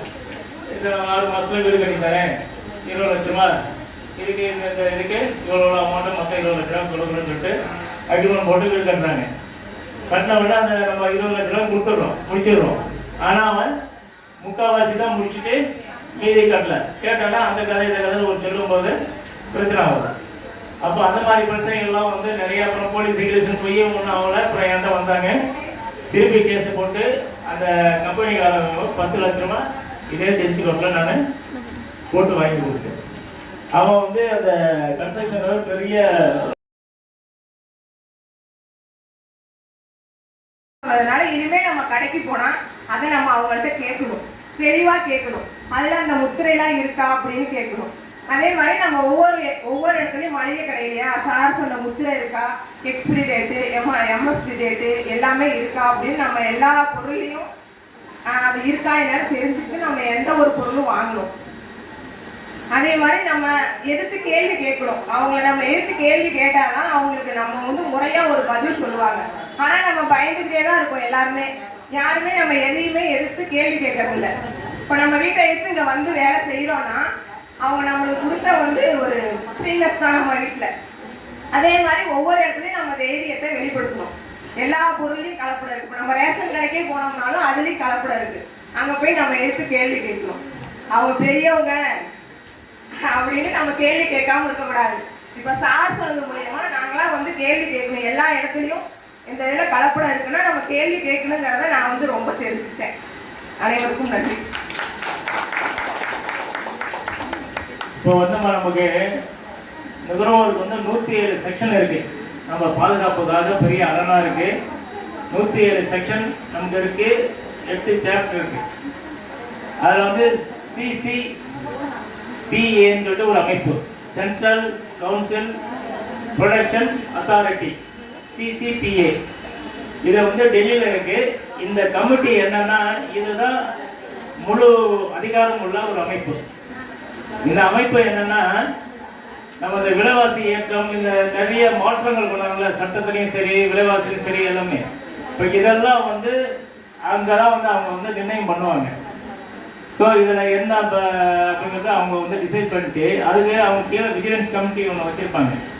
அவங்க வந்து இன்வெஸ்டிகேட் பண்ணுவாங்க. பண்ணிட்டு பப்ளிக் சம்மந்தமான பிரச்சனைகள் எல்லாமே வந்து அவங்க தான் வந்து மத்திய அரசுக்கு ரெஃபர் பண்ணி அதன் மூலிமா நமக்கு நிறைய சட்டங்கள் வந்து நமக்கு வரும். அது மூலிமா தான் இப்போ 2019 இப்போ நமக்கு நிறைய சட்டங்கள் நம்ம பாதுகாப்பாக வருது இல்லையா, ஸ்ட்ராங்காக. இதெல்லாம் அந்த கமிட்டியில் வந்து டிசைட் பண்ணி அவங்க வந்து பரிந்துரை செஞ்சு அதுக்கப்புறம் பார்லிமெண்ட்டில் வந்து அந்த சட்டம்லாம் பண்ணுவாங்க. அதனால் CCPAங்கிறது தான் நமக்கு பெரிய ஒரு பாதுகாப்பான ஒரு அமைப்பு. கன்சியூமர் பொறுத்த வரைக்கும் அந்த அமைப்பு வந்து தான் நம்மளுடைய ஒவ்வொரு கேட்டகரியும் வந்து நிர்ணயம் பண்ணுது. இதை வந்து உணவுப் பொருள் வழங்கல் நுகர்வோர் பாதுகாப்புத்துறை மத்திய அரசில் வந்து சென்ட்ரல் கவர்மெண்ட்டில் இருக்கும். அது கீழேன்னா ஒவ்வொரு ஸ்டேட்லையும் உணவுப் பொருள் வழங்கல் மற்றும் நுகர்வோர் பாதுகாப்புத்துறைன்னு மாநில அளவில் இருக்கும். அந்த அமைப்புக்கு வந்து இங்கே ஒரு அமைச்சர், ஆணையர் எல்லாமே இருக்காங்க. எழிலகம் தான் நுகர்வோர் பாதுகாப்பு துறைக்கு அலுவலகம் அங்கே தான் இருக்குது. அது கீழே வந்துன்னா நுகர்வோர் பாதுகாப்புக்கு வந்து மாவட்ட கலெக்டர் தான் வந்து தலைவர். இப்போ திருச்சி மாவட்டம்னா திருச்சி மாவட்டம் தான் கலெக்டர் தான் தலைவர். அவருக்கு கீழே உணவு பொருள் பாதுகாப்பு அலுவலர், மாவட்ட உணவு பொருள் டிஎஸ்ஓங்கிறோம் இல்லையா, அவங்க கீழே இப்போ ஒவ்வொரு டிஸ்ட்ரிக்ட்லையும் டிஎஸ்ஓ இருப்பாங்க. இது எல்லாமே நம்ம நுகர்வோர் பாதுகாப்பும் உணவுப் பொருள் வழங்கலும் ஒன்றிணைந்து வர ஒரு அமைப்பு. இதில் வந்து ஒவ்வொரு ட்ரிப்பும் என்ன பண்ணுவோம்னா, போது நாங்கள் உங்கள்கிட்ட பேசுகிறோம் இவ்வளோ குறைகள்லாம் சொல்கிறோம் இல்லையா, உங்கள் குறைகள்லாம் நாங்கள் கேதர் பண்ணி வச்சுக்கிட்டு அந்த மீட்டிங்கில் சொல்லுவோம், நுகர்வோருக்கு இவ்வளோ பாதிப்பு இருக்குது, இவ்வளோ குறைகள் இருக்குது, நிவர்த்தி பண்ணுன்ட்டு அதிகாரப்பூர்வமாக நுகர்வோருடைய பிரதிநிதியாக நாங்கள் அங்கே வந்து மீட்டிங்கில் பேசி உங்களுக்கான பிரச்சனைகளை வந்து நாங்கள் செஞ்சு கொடுப்போம். அதே எந்த டிபார்ட்மெண்ட்டாக இருந்தாலும், ஏன்னா எல்லா டிபார்ட்மெண்ட்டும் தனித்தனியாக மீட்டிங் போடுவாங்க, அதில் நாங்கள் கூப்பிடும்போது நாங்கள் போய் பேசி எல்லாமே பண்ணி கொடுப்போம். அந்த மாதிரி உங்களுக்கு ஏதாவது பிரச்சனைகள் குறைகள் இருந்துச்சுன்னா நீங்கள் எங்களுக்கெல்லாம் அனுப்புனீங்கன்னா அதை வந்து சம்மந்தப்பட்ட துறைக்கு நாங்கள் அனுப்பி அதனுடைய ரெக்டிஃபை பண்ணுறதுக்கு என்ன பண்ணணும் அப்படிங்கிறத நாங்கள் சொல்லுவோம். இப்போ நிறைய விஷயங்கள் உங்களுக்கு நீங்கள் ஏதாவது ஒரு பிரச்சனை இப்போ மேக்ஸிமம் என்னென்னா வருமானம் காப்போம் அப்படின்னா என்ன, வரதுக்கு முன்னாடி நம்ம சேஃப்டியாக இருக்கணும். இப்போ ஒரு பிரச்சனை தெரியாமல் போய் மாட்டி அதை பிறகு அந்த பிரச்சனை தீர்க்கறதுக்கு ஆளுங்க போய் தேடி போய் தேர்தல் தப்பான ஆளாக இருந்து அவன் நம்ம ஒன்றுக்கு நாளாக செலவு பண்ண வச்சு அலைய விட்டு கடைசியில் அதுவும் போய் இதுவும் போய் அம்மோன்னு உட்காரத்துக்கு பதிலாக நம்ம எல்லா விஷயத்தையும் தெளிவாக முன்கூட்டியே தெரிஞ்சுக்கிட்டு சுய சிந்தனையோட நம்ம நிதானமாக செயல்பட்டோம்னா பிரச்சனைகளை மாற்றவும் வேணாம், மன அழுத்தம் அலையும் வேணாம் இல்லையா? அப்போ நம்ம முடிஞ்ச வரைக்கும் பாதுகாப்பாக இருக்கலாம். இது நம்ம மட்டும் கிடையாது, நம்மளுடைய சந்ததிகள் ரொம்ப முக்கியம், அவங்களுக்கும் இதை மாதிரி சொல்லி விடலாம். அதே மாதிரி இன்னைக்கு பிளாஸ்டிக் ஒழிப்பு, பிளாஸ்டிக் வந்து எவ்வளோ பெரிய ஆபத்துங்கிறது உங்களுக்கு தெரியுமா? பிளாஸ்டிக் வந்து இப்போ மக்கும் பிளாஸ்டிக்கு மக்காதுன்னு 2 இதாக போட்டுருக்காங்க. இந்த மக்காதை தான் நம்ம நிறைய யூஸ் பண்ணிட்டு இருந்தோம். அது இப்போ தான் தடை பண்ணி இப்போ அதில் வந்து மாற்றிருக்காங்க, அந்த ரேஷியோவை மாற்றி அந்த மாதிரி தான் பண்ணணுன்ட்டு. இந்த மக்காத நிலத்தடி நீர் வந்து ரொம்ப முக்கியம். முன்னாடி நிலத்தடி நீர்லாம் எப்படி இருந்துச்சு, ஒரு 10 அடி தோணுனா தண்ணி வந்துட்டியா, அப்போ நமக்கு அதை பற்றி தெரியல. இன்னைக்கு 500 அடி 600 அடின்னு தோணுனாலும் பல நேரத்தில் தண்ணி கிடைக்க மாட்டேங்குது. அப்போ தண்ணி ஃபுல்லாக நிலத்தடி நீர் இறங்கிக்கிட்டே இருக்கு. காரணம் என்ன? மழை ஒன்று, இன்னொன்று இந்த கார்பரேட் கம்பெனி பூரா போரை போட்டு ஃபுல்லாக தண்ணியை உருகி எடுத்துடுறாங்க. மூணாவது இந்த பிளாஸ்டிக் ரொம்ப உபயோகப்படுறதுனால அங்கங்கே என்ன அந்த தண்ணி எல்லாம் வந்து அதிலேயே தேங்கி நம்ம அந்த பூமிக்கு அடியில் போகிறதுக்கு வாய்ப்பு இல்லை. ஸோ இதனால் என்னென்னா நிலத்தடி நீர் வந்து ரொம்ப பாதிக்கிறதுனால நாங்கள் இன்னைக்கு தண்ணியெல்லாம் காசு போட்டு வாங்குறோமா, இது வந்து 20 ரூபா 1 லிட்டர் தண்ணி வாங்குறோமா, இது போக போக என்ன ஆகும், 20 ரூபாங்கிறது ஏறிக்கிட்டு இருக்கிறதுனால குறையாது. அப்போ நிலத்தடியை வந்து நீரை வந்து பாதுகாக்க வேண்டிய கடமை உரிமை நமக்கு இருக்கு. அப்போ என்ன பண்ணணும், மரம் வளர்க்கணும். ஏன்னா எல்லா மரத்தையும் ரோடு போடணும்னு வெட்டிட்டாங்க. எங்கே போனாலும் வெயில் எங்கேயோ ஒதுங்கிறதுக்கு கூட மரம் இல்லை. இப்போ மரம் இருந்தால் என்ன ஆகும்னா குளுமையாகும். குளுமையாகிச்சுன்னா மழை வர்றதுக்கு வாய்ப்பு இருக்குது. காடுகளை அழிச்சிட்டோம், காடுகளை அழிச்சாச்சு, மரத்தை அழிச்சாச்சு. இந்த நிலத்தில் இந்த குளம் குட்டை எல்லாம் இருந்துச்சு இல்லையா, எல்லாம் முன்னாடி பார்த்தீங்கன்னா ஊருக்கு 10 இருக்கும். இப்போ எல்லாருமே அப்பார்ட்மெண்ட்டாக இருக்கு, ஆக்கிரமிப்பு பண்ணி எல்லாத்தையும் எடுத்துட்டாங்க. இப்போ சென்னையெல்லாம் பாருங்க, மழை காலத்தில் பார்த்தீங்கன்னா நடக்குதா, மழை ஒன்றும் பண்ணல. அது ரூட்டு போன வழியில் தான் நீங்கள் வந்து பிளாட்டாக கட்டி அதை வீடாக கட்டி விட்டீங்கன்னா அவன் எங்கே போவான், இருக்கிற கேப்பில் உள்ளே போவான். அப்போ பாதிப்பு யாருக்கு? ஸோ குளத்தையும் காக்கணும், நிலத்தடி நீரை பாதுகாக்கணும், மரத்தை வந்து நம்ம அட்லீஸ்ட் வீட்டுக்கு ஒரு மரம் ஒரு செடி வைங்க. செடியை வச்சு இந்த வெளியில் தண்ணி வெளியில் ஊற்ற முடியா, தோட்டம் செய்ய தண்ணி இந்த செலவு செய்யலாம், அந்த வாய்க்கால் அதில் ஊற்றுங்க, ஆட்டோமேட்டிக்காக அது பெருசாக மறந்துடும். அது மட்டும் இல்லை, காற்று வந்து நீங்கள் எல்லாம் மாசுபடுத்தி கிடக்கு. சுவாசம் பண்ணும்போதெல்லாம் சுத்தமான காற்று நம்ம வாங்குறோமா, வாங்கல. அப்போ சுத்தமான காற்றுக்கு என்ன பண்ணுறோம், இந்த மரத்தை வந்து அந்த ஃபில்டர் பண்ணி கொடுக்கும்.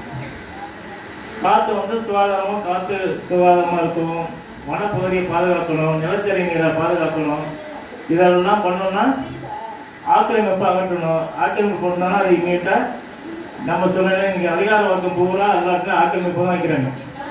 இப்போ நீதிமன்றம் தான் நிறையா அதுக்கு கண்டனம் தெரிவித்து உட்காந்துருக்கு, முடிஞ்ச வரைக்கும் வேலை பண்ணிட்டு இருக்கு. அது நீதிமன்றம் மட்டும் பார்த்தாது, மக்களும் ஒத்துழைப்பு கொடுக்கணும். ஆக்கிரமிப்புகள் எங்கே நடந்தாலும் நீர்நிலைகளை யார் வந்து ஆக்கிரமிப்பு பண்ணாலும் அதை உடனே அந்த மக்கள் வந்து தட்டி கேட்கணும். கேட்டால் மட்டும்தான் நம்ம பெருசாக சொத்து சேர்த்து வைக்கிறோமோ இல்லையாங்கன்னு தெரியாது. நம்முடைய அடுத்த ஜென்ரேஷன் என்ன பண்ண போகிறோம்? நாங்கள் அப்படியே பல பொருட்களை சொத்து சேர்த்து வச்சு என்ன பண்ணுறோம்? ஒன்றும் பண்ண போகிறது கிடையாது. எப்போ நம்ம போகிறோம் எப்போ வரோம் ஒன்றும் தெரியாது. அதனால் முடிஞ்ச வரைக்கும் சொத்து சேர்க்கறதுனாலும் ஆரோக்கியமான சமுதாயத்தை உருவாக்கி தரமான ஒரு நடப்பை வந்து உருவாக்கினா நிச்சயமாக அடுத்த சந்ததிகள் வந்து கொஞ்சம் ஆரோக்கியமாக இருக்குமா? சொத்து சேர்க்கறதுனால இப்போ நம்ம கஷ்டப்படும், இப்பயே நம்ம வந்து இவ்வளோ தூரம் செஞ்சு இவ்வளோ கஷ்டப்பட்டு இருக்கோம். இன்னும் போக போக என்ன ஆகும்? இன்னும் மோசமாக போச்சுன்னா நம்முடைய குழந்தைகள் அவங்களுடைய குழந்தைகள்லாம் என்ன ஆகும்? ரொம்ப கஷ்டப்படுவாங்க. அது பார்க்கறது நமக்கு இருக்கோமோ இல்லையா ரெண்டாவது விஷயம். இருந்தாலும் இதாண்டியும் அவங்களுக்காக தான் நம்ம இதெல்லாம் பண்ணி வைக்கணும். ரெண்டாவது இந்த போதை ஒழிப்புங்கிறது சாதாரண விஷயம் கிடையாது. இன்னைக்கு வந்து மது அப்படிங்கிற ஒரு விஷயம், அதில் இன்னைக்கு டோட்டலாக நிறைய பேர் தாலி எடுத்துட்டாங்க. குடும்பம் நஷ்டமாக போச்சு, எல்லாமே போயிடுச்சு. எல்லா சட்ட ஒழுங்கு பிரச்சனை, கிரைம் பிரச்சனை எல்லாம் அடிப்படை என்ன? போதை. இப்போ கஞ்சா, இந்த மாதிரி விஷயங்கள்லாம் நிறைய நடந்துட்டு இருக்கு. இதெல்லாம் நம்ம தட்டி கேட்டோம்னா பயம். ஏன்னா அவன் நம்ம வந்து ஒரு இன்ஃபார்ம் பண்ணோம்னா அடுத்தது அவன் என்ன பண்ணுறான்? காசு வாங்கிட்டு எப்போ அதை அவங்க தான் சொன்னாங்க, நீ அவங்களை பார்த்துக்கோ, எனக்கு கொண்டு வரணும். அவன் வரவன் சும்மா வரவன் 4 பேரோட வந்து நம்மளை அடிச்சு கொண்டு போயிடுவான். இது பயந்துக்கிட்டே நம்ம சொல்கிறது கிடையாது. அதனால் எந்த மாதிரி இன்ஃபர்மேஷன் இருந்தாலும் இதான் நீங்கள் வந்து கீழே சொல்லாமல் மேலே சொல்லணும். ஏன் நீங்கள் ஸ்டேஷனில் சொன்னீங்கன்னா தான் எஸ்ஐ வந்து சொல்லி விட்டுருவான். கமிஷனருக்கு ரிப்போர்ட் அனுப்பணும், கமிஷனர் இந்த பாட்டி சொன்னாங்க சொல்ல போகிறாங்க, இந்த மாதிரி இருக்குது நீ பாருன்னு சொல்லுவாங்க. இது யார் இன்ஃபார்ம் பண்ணாங்க போனாங்கிறது கேட்டாங்க, கமிஷனருக்கு சொல்லுங்கள், அங்கே யார் சொன்னாங்க தெரியாதுன்னு. அதனால் வந்து எங்கே தவறுகள் நடந்தாலும் தட்டி கேட்கறதுக்கு பயந்தாலும் அது சம்பந்தப்பட்ட அதிகாரிகளுக்கு வந்து நீங்கள் சொல்லி நடவடிக்கை எடுக்க வைக்கணும். ஏன்னா இந்த ஸ்கூல்லலாம் பார்த்தீங்கன்னா நாங்கள் நிறையா ஒவ்வொரு மீட்டிங்களும் அதான் பிரச்சனை பண்ணுறோம். குழந்தைகளை நோக்கி தான் வந்து நீங்கள் இந்த கஞ்சாலாம் போகுது. அது எப்படி போகுதுன்னா சாக்லேட்டாக போகுது. நம்ம இந்த சைக்கிள் பஞ்சர்லாம் ஒட்டுவோம் இல்லையா, அந்த சொல்யூஷன் ஒன்று போடுவோம் தெரியுமா, போட்டு அதை ஒட்டுவாங்க. அந்த சொல்யூஷனே ஒரு பெரிய போதை. அதே வந்து என்ன பண்ணுவாங்கன்னா நிறைய வேலை வச்சு அதை ஒளி சாப்பிட்டாலே அப்படி ஒரு மாதிரியாக இருக்கும். இன்றைக்கி வெரைட்டியாக வந்து போதைகள் வந்து வந்துகிட்டு இருக்கு. சாக்லேட்டாக வருது, சின்ன சின்ன ஒரு மிட்டாயாக வருது, இந்த மாதிரி நிறையா வந்துட்டு இருக்கு. இது எல்லாம் வந்து என்னன்னா குழந்தைகள் நோக்கி தான் நிறைய போயிட்டு இருக்கு. நான் யூடியூப்லேயும் அதை நிறைய பேசியிருக்கேன். இந்த டிபார்ட்மெண்ட்லாம் ரொம்ப தாக்கியே நிறைய பேசியிருக்கேன். என்னன்னா நீங்கள் குழந்தைகள்லாம் வாட்ச் பண்ணுங்க. நீங்கள் ஓட்டு வேலைக்கு உங்கள் வீட்டுக்காரர் வேலைக்கு போயிடுவார், நீங்களும் வேலைக்கு போயிடுவீங்க. அவன் ஸ்கூலுக்கு போயிட்டு வருவான், அவன் இஷ்டத்துக்கு போவான் வருவான், அவனுக்கு பார்த்துக்கோங்க தெரியாது. என்ன ஆகுனா அவன் என்ன பண்ணான் ஏது பண்ண நீங்கள் வாட்ச் பண்ணுறதும் கிடையாது. அவனோட உட்காந்து ஒரு 1/2 மணி நேரம் ஃப்ரீயாக ஃப்ரெண்ட்லியாக பேசுறதும் கிடையாது. ஏதாவது பண்ணால் தான் அவன் என்ன பண்ணான்னு தெரியும். இதே ஒரு சின்ன உதாரணத்துக்கு சொல்கிறேன். ஒரு வீட்டுக்காரரும் அவர் ஒய்ஃபும் வந்து பெரிய ஸ்கூலில் பெரிய ப்ரொஃபஸர், ஒரே பையன். ஏன்னா இது வந்து அறிவிக்கல நடந்து சொல்கிறேன். அவனும் பிஸியாக இருப்பாங்க, இவனும் பிஸியாக இருப்பாங்க. இவன் வந்து ரொம்ப ஜெனியூனான ஆளுங்க, ரொம்ப பர்ஃபெக்டான ஆளுங்க. அந்த ஃபேமிலி வந்து ரொம்ப பர்ஃபெக்டான ஃபேமிலி, ஒரே பையன். அவனுக்கு எல்லா வசதியும் வீட்டில் இருக்கு. ஆனால் இவங்க 2 பேருமே வந்து இதுலேயே டைம் கரெக்டாக இருக்கும். அவன் அவங்க வேலைக்கு பார்ப்போம், அவங்க வேலைக்கு பார்ப்பாங்க, அவ்வளோதான். யாரையும் ஃபாலோ பண்ணுறதும் கிடையாது. பிரச்சனை ஒரு கட்டத்தில் என்ன ஆச்சுன்னா அவன் ரொம்ப சீரியஸாக போய் பிரச்சனை ஆகிடுச்சு அவனுக்கு. அது பிறகு பார்த்தீங்கன்னா இருக்கிற எல்லா கெட்ட பழக்கமும் அவனுக்கு டோட்டலாக அடிக்ட் ஆகிட்டான். எல்லாத்துலேயுமே பெரிய அவங்க சொத்து சேர்த்து வச்சுருக்காங்க. இதுக்கு வந்து 2 பேருமே ரொம்ப அருமையான ப்ரொஃபஸர்ஸ், டீச்சர்ஸ். அவங்களாம் வந்து கிளாஸ் எடுத்தாங்கன்னா அவங்கள்ட்ட நவர மாட்டீங்க நீங்கள். அந்த அளவுக்கு ஒரு குவாலிட்டியான ஆளுங்க. ஆனால் பையனை வந்து கவனிக்காமல் பார்க்காம ஒரே பையன் டோட்டலாக சீரழிஞ்சி அவனை கொண்டு அப்புறம் இதில் கொண்டு விட்டு நாங்கள் தான் கொண்டு விட்டோம். விட்டு அவனுக்கு சேர்த்து பெரும்பாடாக போச்சு. அதையும் இன்னும் சரியாக வரல. இதெல்லாம் எதுக்கு சொல்கிறேன்னா, நம்ம சம்பாதிக்கிறது முக்கியம் இருந்தாலும் நம்முடைய சந்ததிகள் எல்லாத்தையும் அப்பப்போ நம்ம வாட்ச் பண்ணணும். ஏன்னா முன்னெல்லாம் வாதியாரிகளை பார்த்தாலே நடுவாங்க பசங்க, பயம் இருக்கும். இப்பெல்லாம் வாதியார பசங்களை பார்த்து நடுங்கிறாரு இல்லையா? காலம் மாறிடுச்சு. முன்னெல்லாம் அப்பா அம்மாவால கொஞ்சம் பக்தியெல்லாம் இருந்துச்சு. இப்பெல்லாம் ஆய் அப்படின்னு போயிடுறான். நான் ஏதாவது அதுதான் அட்வைஸ் பண்ணுறோம். அப்போ என்னன்னா, இப்போ அவனுடைய போக்கு ஏன் நம்ம போனால் மட்டும்தான் அவங்கள ஜெயிக்க முடியும். அவன் என்ன பண்ணுறான் ஏது பண்ணாலும் நீங்கள் வாட்ச் பண்ணணும். ஃப்ரெண்ட்லியாக இருந்தால் மட்டும்தான் உங்களுக்கு ஷேர் பண்ணுவாங்க. நீங்கள் அப்போ தான் திட்டுறீங்க கண்டிக்கிறீங்கன்னா அவங்களுக்கு பயந்துக்கிட்டு என்ன பண்ணுவான், உங்கள்கிட்ட மறைச்சானா அப்போ வேறு ஃப்ரெண்டோட கூட ஃப்ரெண்டு அவன் சேர்மானம் சரியில்லைன்னா அவன் விட்டு மாறிடும். அதனால் பசங்களை கண்டிக்கிறத பொறுத்த வரைக்கும் ஃப்ரெண்ட்லியாக இருங்க, ஜாலியாக பேசுங்க. அவங்க என்ன பண்ண இது பண்ணணும் ஒரு ஷேர் பண்ணிக்கோங்க. அம்மா பவரையோ அப்பா பவரையோ ரொம்ப காட்டாதீங்க. அது ஃப்ரெண்ட்லியாக காட்டிங்கன்னா நிச்சயமாக அவங்க ஃபியூச்சரும் நல்லாயிருக்கும். நீங்கள் எதுக்குமே கட்டாயப்படுறாதீங்க. அவனுக்கு புரிய வைக்கிற மாதிரி அவன் லைன்லேயே போய் பண்ணுங்க. அப்படின்னா தான் பின்னால் அந்த சந்ததிகள் பசங்க எல்லாமே உங்களுக்கு ஒரு தகுதியான கௌரவமாக பேர் சொல்லும் பிள்ளையாக இருப்பாங்க. இல்லைன்னா பேர் எடுக்கும் பிள்ளையாக தான் இருப்பாங்க, தவிர சொல்லும் பிள்ளையாக இருக்க மாட்டாங்க. அதனால் ஃபேமிலியில் நமக்கு தரமும் முக்கியம், தகுதியும் முக்கியம், எதிர்காலமும் முக்கியம், சமுதாயம் முக்கியம். இதெல்லாம் முக்கியம்னா தரமான நுகர்வோராக இருந்த சுயமாக சிந்தித்து கட்டி கேட்க தயங்காமல் இருந்தால் மட்டுமே உங்களால் இதெல்லாம் சாத்தியப்படுத்தும் அப்படின்னு சொல்லிட்டேன். இன்னொரு விஷயம் என்னன்னா, இதெல்லாம் கடைசியாக இதை சொல்லிட்டு முடிச்சிடுறேன் உங்களுக்கு. ஏன்னா அடுத்த கூட்டம் வந்துடுச்சு. இந்த எலெக்ஷன் வருது இல்லையா, என்ன பண்ணுறோம்? ஓட்டு போடுறோமா? என்ன பண்ணுறோம்? காசு இப்போ முன்னெல்லாம் பார்த்தீங்கன்னா ஒரு 5 லட்ச ரூபா அதிகபட்சம் பணம் இருந்தால் ஒரு எம்எல்ஏ சீட்டு வாங்கிடலாம். சீட்டு வாங்கிடலாம், ஜெயிச்சிடலாம், எம்எல்ஏ ஆகிடலாம். இன்னைக்கு எவ்வளோ இருக்கு? 500 கோடி வரைக்கும் போயிட்டே இருக்கு. ஒரு எம்எல்ஏ நிற்கிறவங்க 500 கோடி செலவு பண்ணி எம்எல்ஏ நின்னா அவங்கள்ட்ட நீங்கள் சர்வீஸ் எதிர்பார்க்க முடியுமா? இப்போ நம்ம ஓட்டுக்கு என்ன பண்ணுறோம்? நீ எதாக இருந்தாலும் சரி காசு கொடுக்குறாங்க, 1000 ரூபா காசு தரான்னு வச்சுக்கோ. ஒரு ட்ரிப் கொடுத்துட்றான், நீங்கள் வாங்குறீங்க, ஓட்டு போடுறீங்க. அதுக்கு பின்னாலேயே அவங்க நிற்கிறீங்க. அவன் உங்களை பார்ப்பானா, உங்களை மாதிரி 1000 ரூபா கொடுத்து பாட்டி ஒரு 500 கோடி வாங்கி செலவு பண்ணியிருக்காங்கன்னா அந்த காசை எடுக்க பார்ப்பானா? 500 கோடி என்ன பண்ணுவான்? 2000 கோடிக்கு மாத்திர வேலையை பார்ப்பானா? ஏன்னா வட்டி எல்லாம் இருக்குல்ல, அதை விட்டுட்டு உங்களுக்கு சாக்கடை பிரச்சனை, இந்த ஈபி பிரச்சனைன்னு சொல்லிட்டு இருந்தால் கதையாகுமா? அப்போ தரமான தகுதியான நம்மளுடைய பிரதிநிதிகள் கிடைக்க மாட்டாங்க. கொள்ளக்காரன் ரோடிங்க இது பின்னாடி இருந்து அவங்களால மட்டும்தான் நிற்க முடியும். அவங்ககிட்ட இருந்து நீங்கள் பெருசாக எதிர்பார்க்க முடியாது. அதனால் மக்கள் தேர்தல் வந்தால் நல்ல ஆரோக்கியமான கட்சிங்கிறது 2வது விஷயம். முதல்ல அவங்க குவாலிட்டி இருக்கா, இருந்தால் ஓட்டு போடலான்னு சொல்லிட்டு நீங்கள் நின்னீங்கன்னா கட்சிக்காரங்க கூட தெரிஞ்சிடும். எப்போ இவங்க ஒரு இப்போ நீங்கள் இப்போ இருக்கிற எம்எல்ஏ எம்பி மந்திரிலாம் எடுத்திங்கன்னா பேப்பர் லிஸ்ட்டு போடுறோன்னா இவனுக்கு 30 கேஸ் இருக்குது, இவனுக்கு 50 கேஸ் இருக்குது, இவனுக்கு வழி பொறி இருக்குன்னா கொள்ளை இருக்குன்னு போடுறானா. இப்போ இவங்கெல்லாம் நீங்கள் புறக்கணிச்சிங்கன்னா என்ன ஆகும்? கட்சிக்காரன் எப்போ இதெல்லாம் கேஸ் இருந்தாங்கன்னா ஓட்டு போட மாட்டாங்க, நல்லா போகணும்னு சொல்லிட்டு போடுவாங்களே. திருடன் பார்த்து திருட மாட்டான், திருடனாய் பார்த்து இருந்தாவிட்டால் திருட்டை ஒழிக்க முடியாது. திருடனை எந்த காலத்தையும் திருட மாட்டான், இன்னும் டெவலப்பாகும். அவன் திருந்தனா என்ன பண்ணணும்? நம்ம திருந்தணும். இப்போ நம்ம எச்சரிக்கையாக இருக்கணும். ஏமாத்துறவன் ஏமாற்றிட்டு தான் இருப்பான். ஏமாறதுக்கு நம்ம தயாராக இருக்கிற வரைக்கும் அவன் ஏமாற்றிட்டு தான் இருப்பான். ஏன்னா அது அவனுக்கு தெரிஞ்சது அதுதான். அப்போ நம்ம தெளிவாக இருந்தால் ஏமாறவனும் தெரிஞ்சிடும். ஆஹா, இந்த போனால் இவனை ஏமாற்ற முடியாது, எல்லாம் சுற்றி அடிக்கிறாங்க அப்படின்னு போயிடும். முன்னெல்லாம் பார்த்தீங்கன்னா ஒரு தாசில்தாரை பார்க்கணுன்னா எம்எல்ஏ ரெக்கமெண்டேஷன் அப்போல்லாம் இல்லையா சார்? முன்னெல்லாம் எல்லாம் அந்த பவர். இப்போ கலெக்டராக இருந்தாலும் நிற்க வச்சு கேள்வி கேட்குறோமா, மந்திரியாக இருந்தாலும் கேட்குறோமா, யார் இருந்தாலும் கேள்வி கேட்குறோம். கேட்கறதுக்கு என்ன காரணம்? நம்மக்கிட்ட விழிப்புணர்வு வந்துச்சு. விழிப்புணர்வு முறையாக வரல. கண்ணு கேட்குறவங்க தவிர நம்ம தகுதியாக இருக்கோமாங்கிறது யோசிக்கிறோமா? நம்ம பண்ணுற தப்பெல்லாம் பண்ணிட்டு போய் கலெக்டர்கிட்ட போய் நின்று நீ செய்தியாக தான் எப்படி செய்வாங்க? நீ நியாயமாக செஞ்சுருந்தா அவங்க நியாயமாக செய்யுமாங்க. நீங்கள் பண்ணுற அறிவித்தனெல்லாம் பண்ணிவிட்டு அவருக்கு முறைக்கான பண்ணுவார், உண்மையில தான் ஆக்ஷன் எடுப்பார்.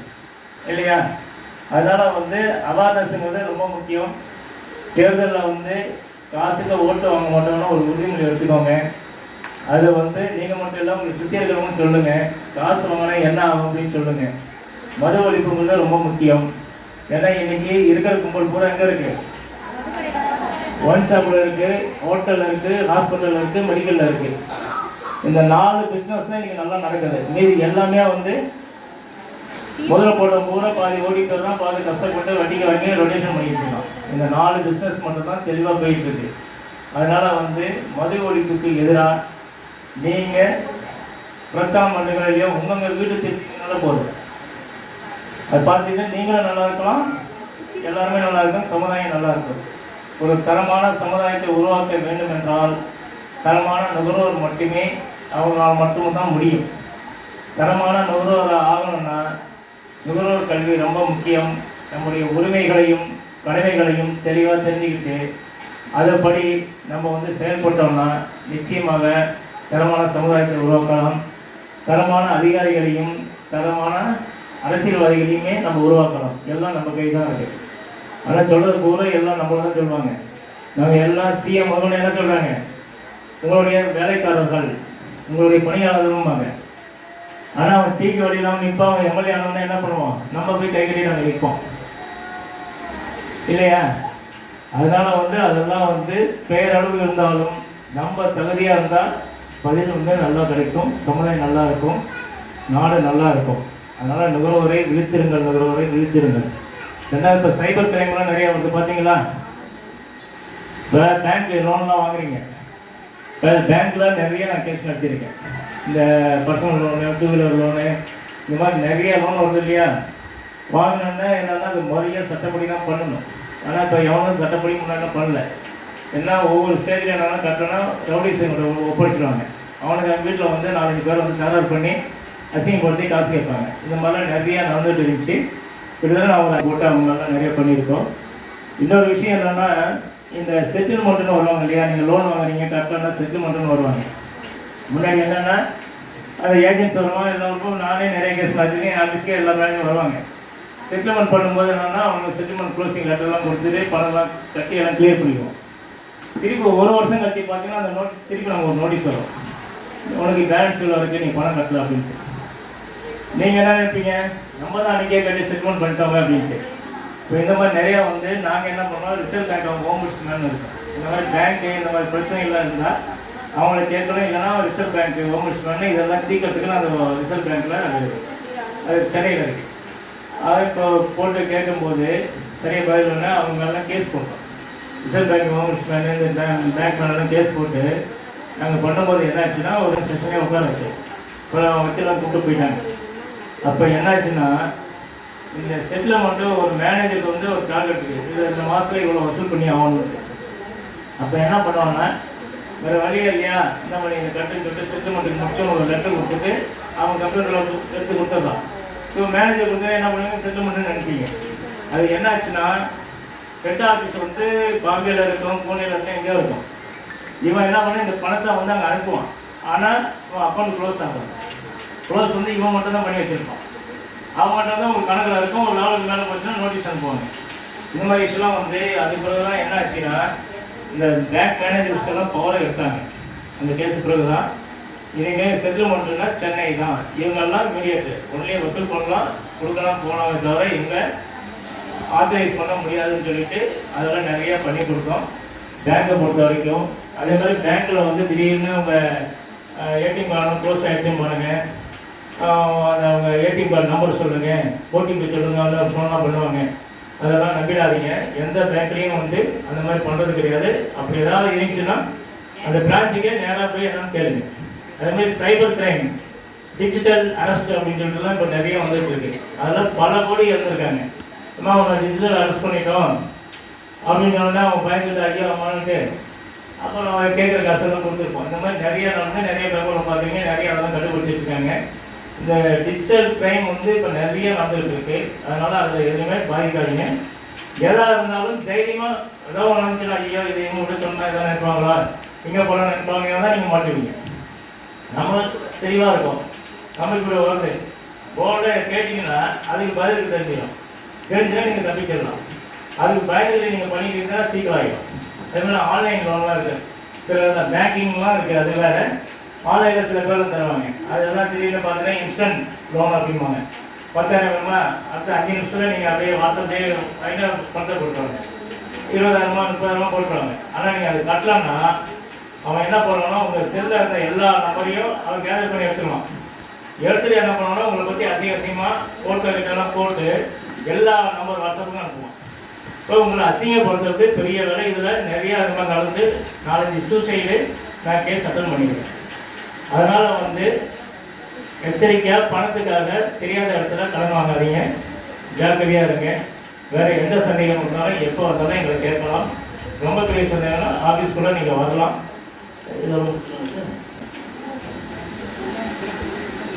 சந்தேகங்கள் நம்ம ஏதாவது கேள்வி கேட்கணும்னா கேளுங்க, தைரியமாக கேளுங்க. எதுனாலும் சாப்பிட்ற டைம்லையாவது கேட்கலாம். நீங்கள் கும்பலில் கேட்கறது யோசிச்சிங்கன்னா தனியாக கூட கேட்கலாம். இல்லை என் நம்பர் இருக்குல்ல, நம்பர் கூட கேட்கலாம். உங்களுக்கு சந்தேகம் வரும்போது கேட்கலாம். கேளுங்க, கேட்கலாம் வராங்க. ஒன்றும் இல்லையா உங்களுக்கு? ஒன்றும் இல்லை. சரி, நீங்கள் வேறு யாரும் ஒருத்தவங்க தான் பேசுகிறாங்க, சொல்லுங்கள்.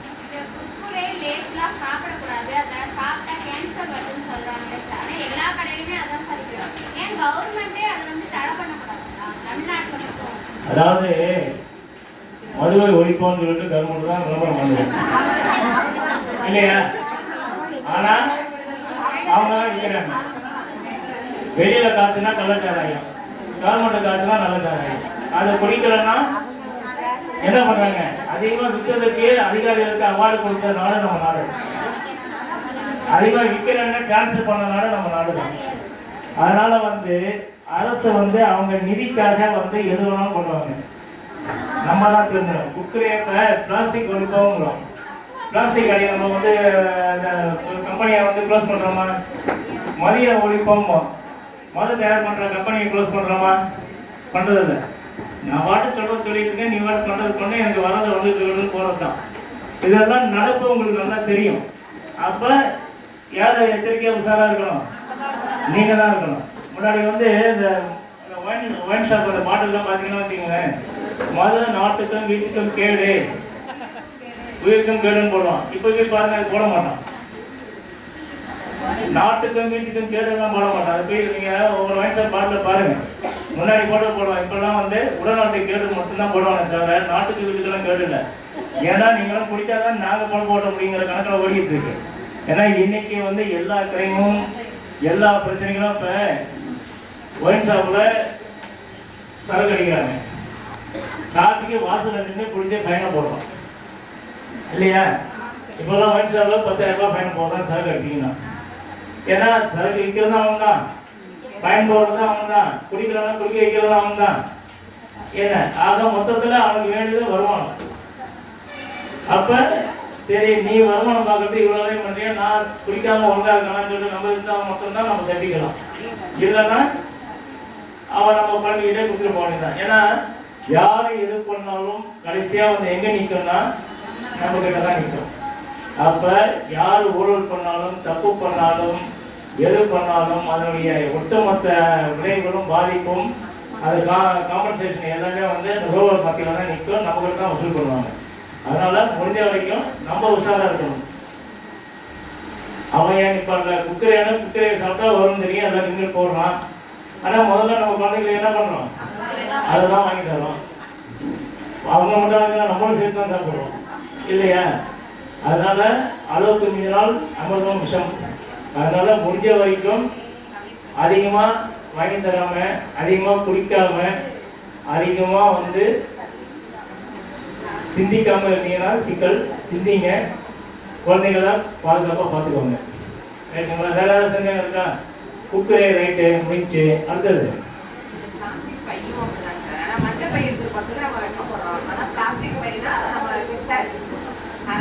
ஆமாம், பிளாஸ்டிக் பை கெஸ்டாக எடுத்துகிட்டு போகிறோம். மஞ்சள் பையனா இப்போ முன்னெல்லாம் பார்த்தீங்கன்னா பெரிய பெரிய அமௌண்ட் எல்லாம் எடுத்துகிட்டு போனால் என்ன பண்ணுவாங்க? பெரிய பேக்கெலாம் எடுத்துகிட்டு போக மாட்டான். மஞ்சள் பையில சுற்றி எடுத்துகிட்டு போனால் தான் நம்ம என்ன நினைப்போம்? அவனே மஞ்சள் பை எடுத்துகிட்டு போனால் என்னென்ன இருக்கும். நீங்கள் நல்லா காசே பேக் எடுத்துகிட்டு போனீங்கன்னா அது ஒன்றும் இல்லைனாலும் அடிச்சுட்டு போயிடுவான். அதனால மஞ்சள் பை அவ்வளோ பவர். ஆனால் அது நிறைய பேருக்கு தெரியாது. வியாபாரிகளுக்கு அது நிறையா தெரியும். இன்றைக்கும் நிறைய பெரிய பெரிய வியாபாரம் மஞ்சள் பையில தான் தூக்கி போவோம். அதனால் மஞ்சள் பை வந்து நம்ம உபயோகிக்கிறது நல்லது. நீங்கள் வெளியில் கடையிலாம் ஒன்று தான் எடுத்துக்கலாம், கேரி பேக். இப்போ வந்து பை எடுத்து போனால் நமக்கு வெக்கமாக இருக்குது. முன்னெல்லாம் இந்த டப்பாலாம் எடுத்துகிட்டு போவோம், கறி வாங்கலாமா டப்பா எடுத்துகிட்டு போவோம். இப்போலாம் அது எடுத்துகிட்டு போகிறது. அதே மாதிரி கறி கோழி எல்லாத்தையும் வந்து நீங்கள் பார்த்து இடம் கொஞ்சம் பார்த்து வாங்குங்க. அவன் பழசு வச்சிருக்கானா புதுசாக வந்து செக் பண்ணிக்கோங்க. சந்தேகமாக இருந்தால் உடனடியாக அது அந்த துறைக்கு வந்து நீங்கள் போகிறோம். ரைட்டா?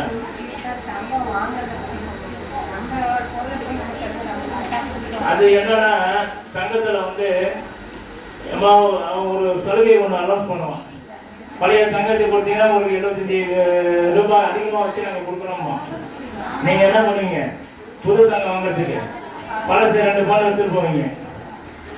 எடுத்துகிட்டு போயிட்டு நீங்கள் கொடுத்தீங்கன்னு வச்சுக்கோங்க. அவன் என்ன பண்ணுவான்னா இந்த ரேட்டு போட மாட்டான். பழைய தங்கத்துக்கு இப்போ 8000 பழைய தங்கம் 7000 ரேட்டு போடுறான்னு வச்சுக்கோ. 7000 ரேட்டு போடுவான். ப்ளஸ் அதுக்குன்னு சொல்லிட்டு அதுக்கு ஒரு அமௌண்ட் குறைப்பான். எல்லாத்தையும் குறைச்சிங்கன்னா நீங்கள் 2 பவுன் எடுத்து போனது 1 பவுன் வாங்குறது கூட காசு பத்தாது. அவன் அதை கொடுத்துட்டு அது 25 ரூபா 100 ரூபா உங்களுக்கு எக்ஸ்ட்ரா கொடுத்துறாமா அப்படின்னு சொல்லிட்டு கொடுப்பான். அதை நம்பி இதை கொண்டே கொடுத்துட்டு 2 1.5 கிட்ட வந்துடும். இதெல்லாம் வந்து நம்ம ஏமாத்துற விஷயங்கள். தங்கத்தை ஒன்றும் இல்லை, நம்ம வீட்டில் வந்து சோப்பு போட்டு கொஞ்சம் க்ளீன் பண்ணாலே பல பலன் ஆகிடும்.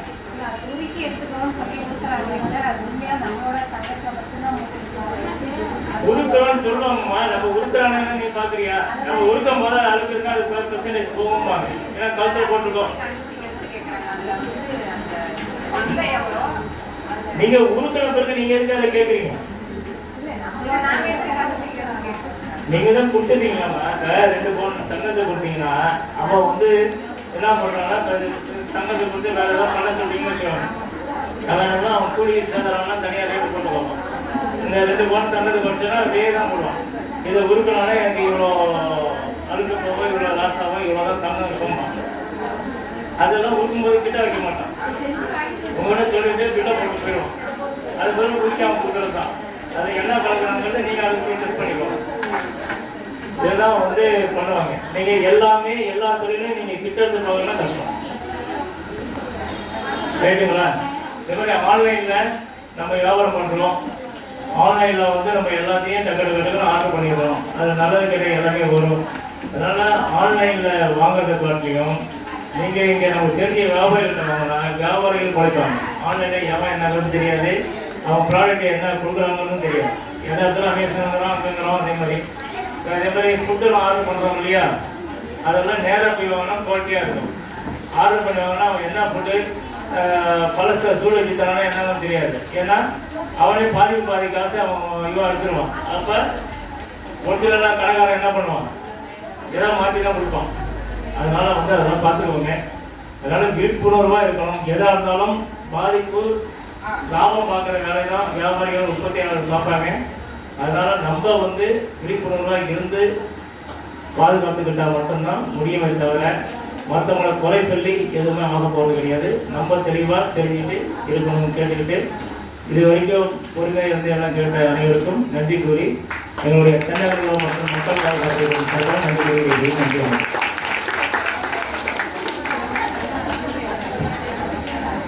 அனைவருக்கும் வணக்கம். இப்போ உங்களுக்கு நுகர்வோர் பாதுகாப்பு மற்றும் விழிப்புணர்ச்சி உங்கள் கடமை என்னங்கிறத சார் வந்து தெளிவாக சொல்லியிருக்காங்க. அதுபடி நீங்கள் உங்களுக்கு ஏன் சொன்னாங்கன்னா ஊருக்கு 10 பேர் நாலேஜ் உடையினா உங்கள் ஊரில் யாராவது இதனால் பாதிப்பு ஏற்பட்டால் அவங்களுக்கு வழி சொல்லுறதுக்கு அவங்களுக்கு சொல்லிடுறாங்க. நீங்களும் தெரிஞ்சுக்கிட்டு உங்கள் ஊரில் மக்களும் பயன்படுத்துமாறு கேட்டுக்கொள்கிறேன். தெளிவாக சாருக்கு நன்றியை தெரிவிக்கிறேன்.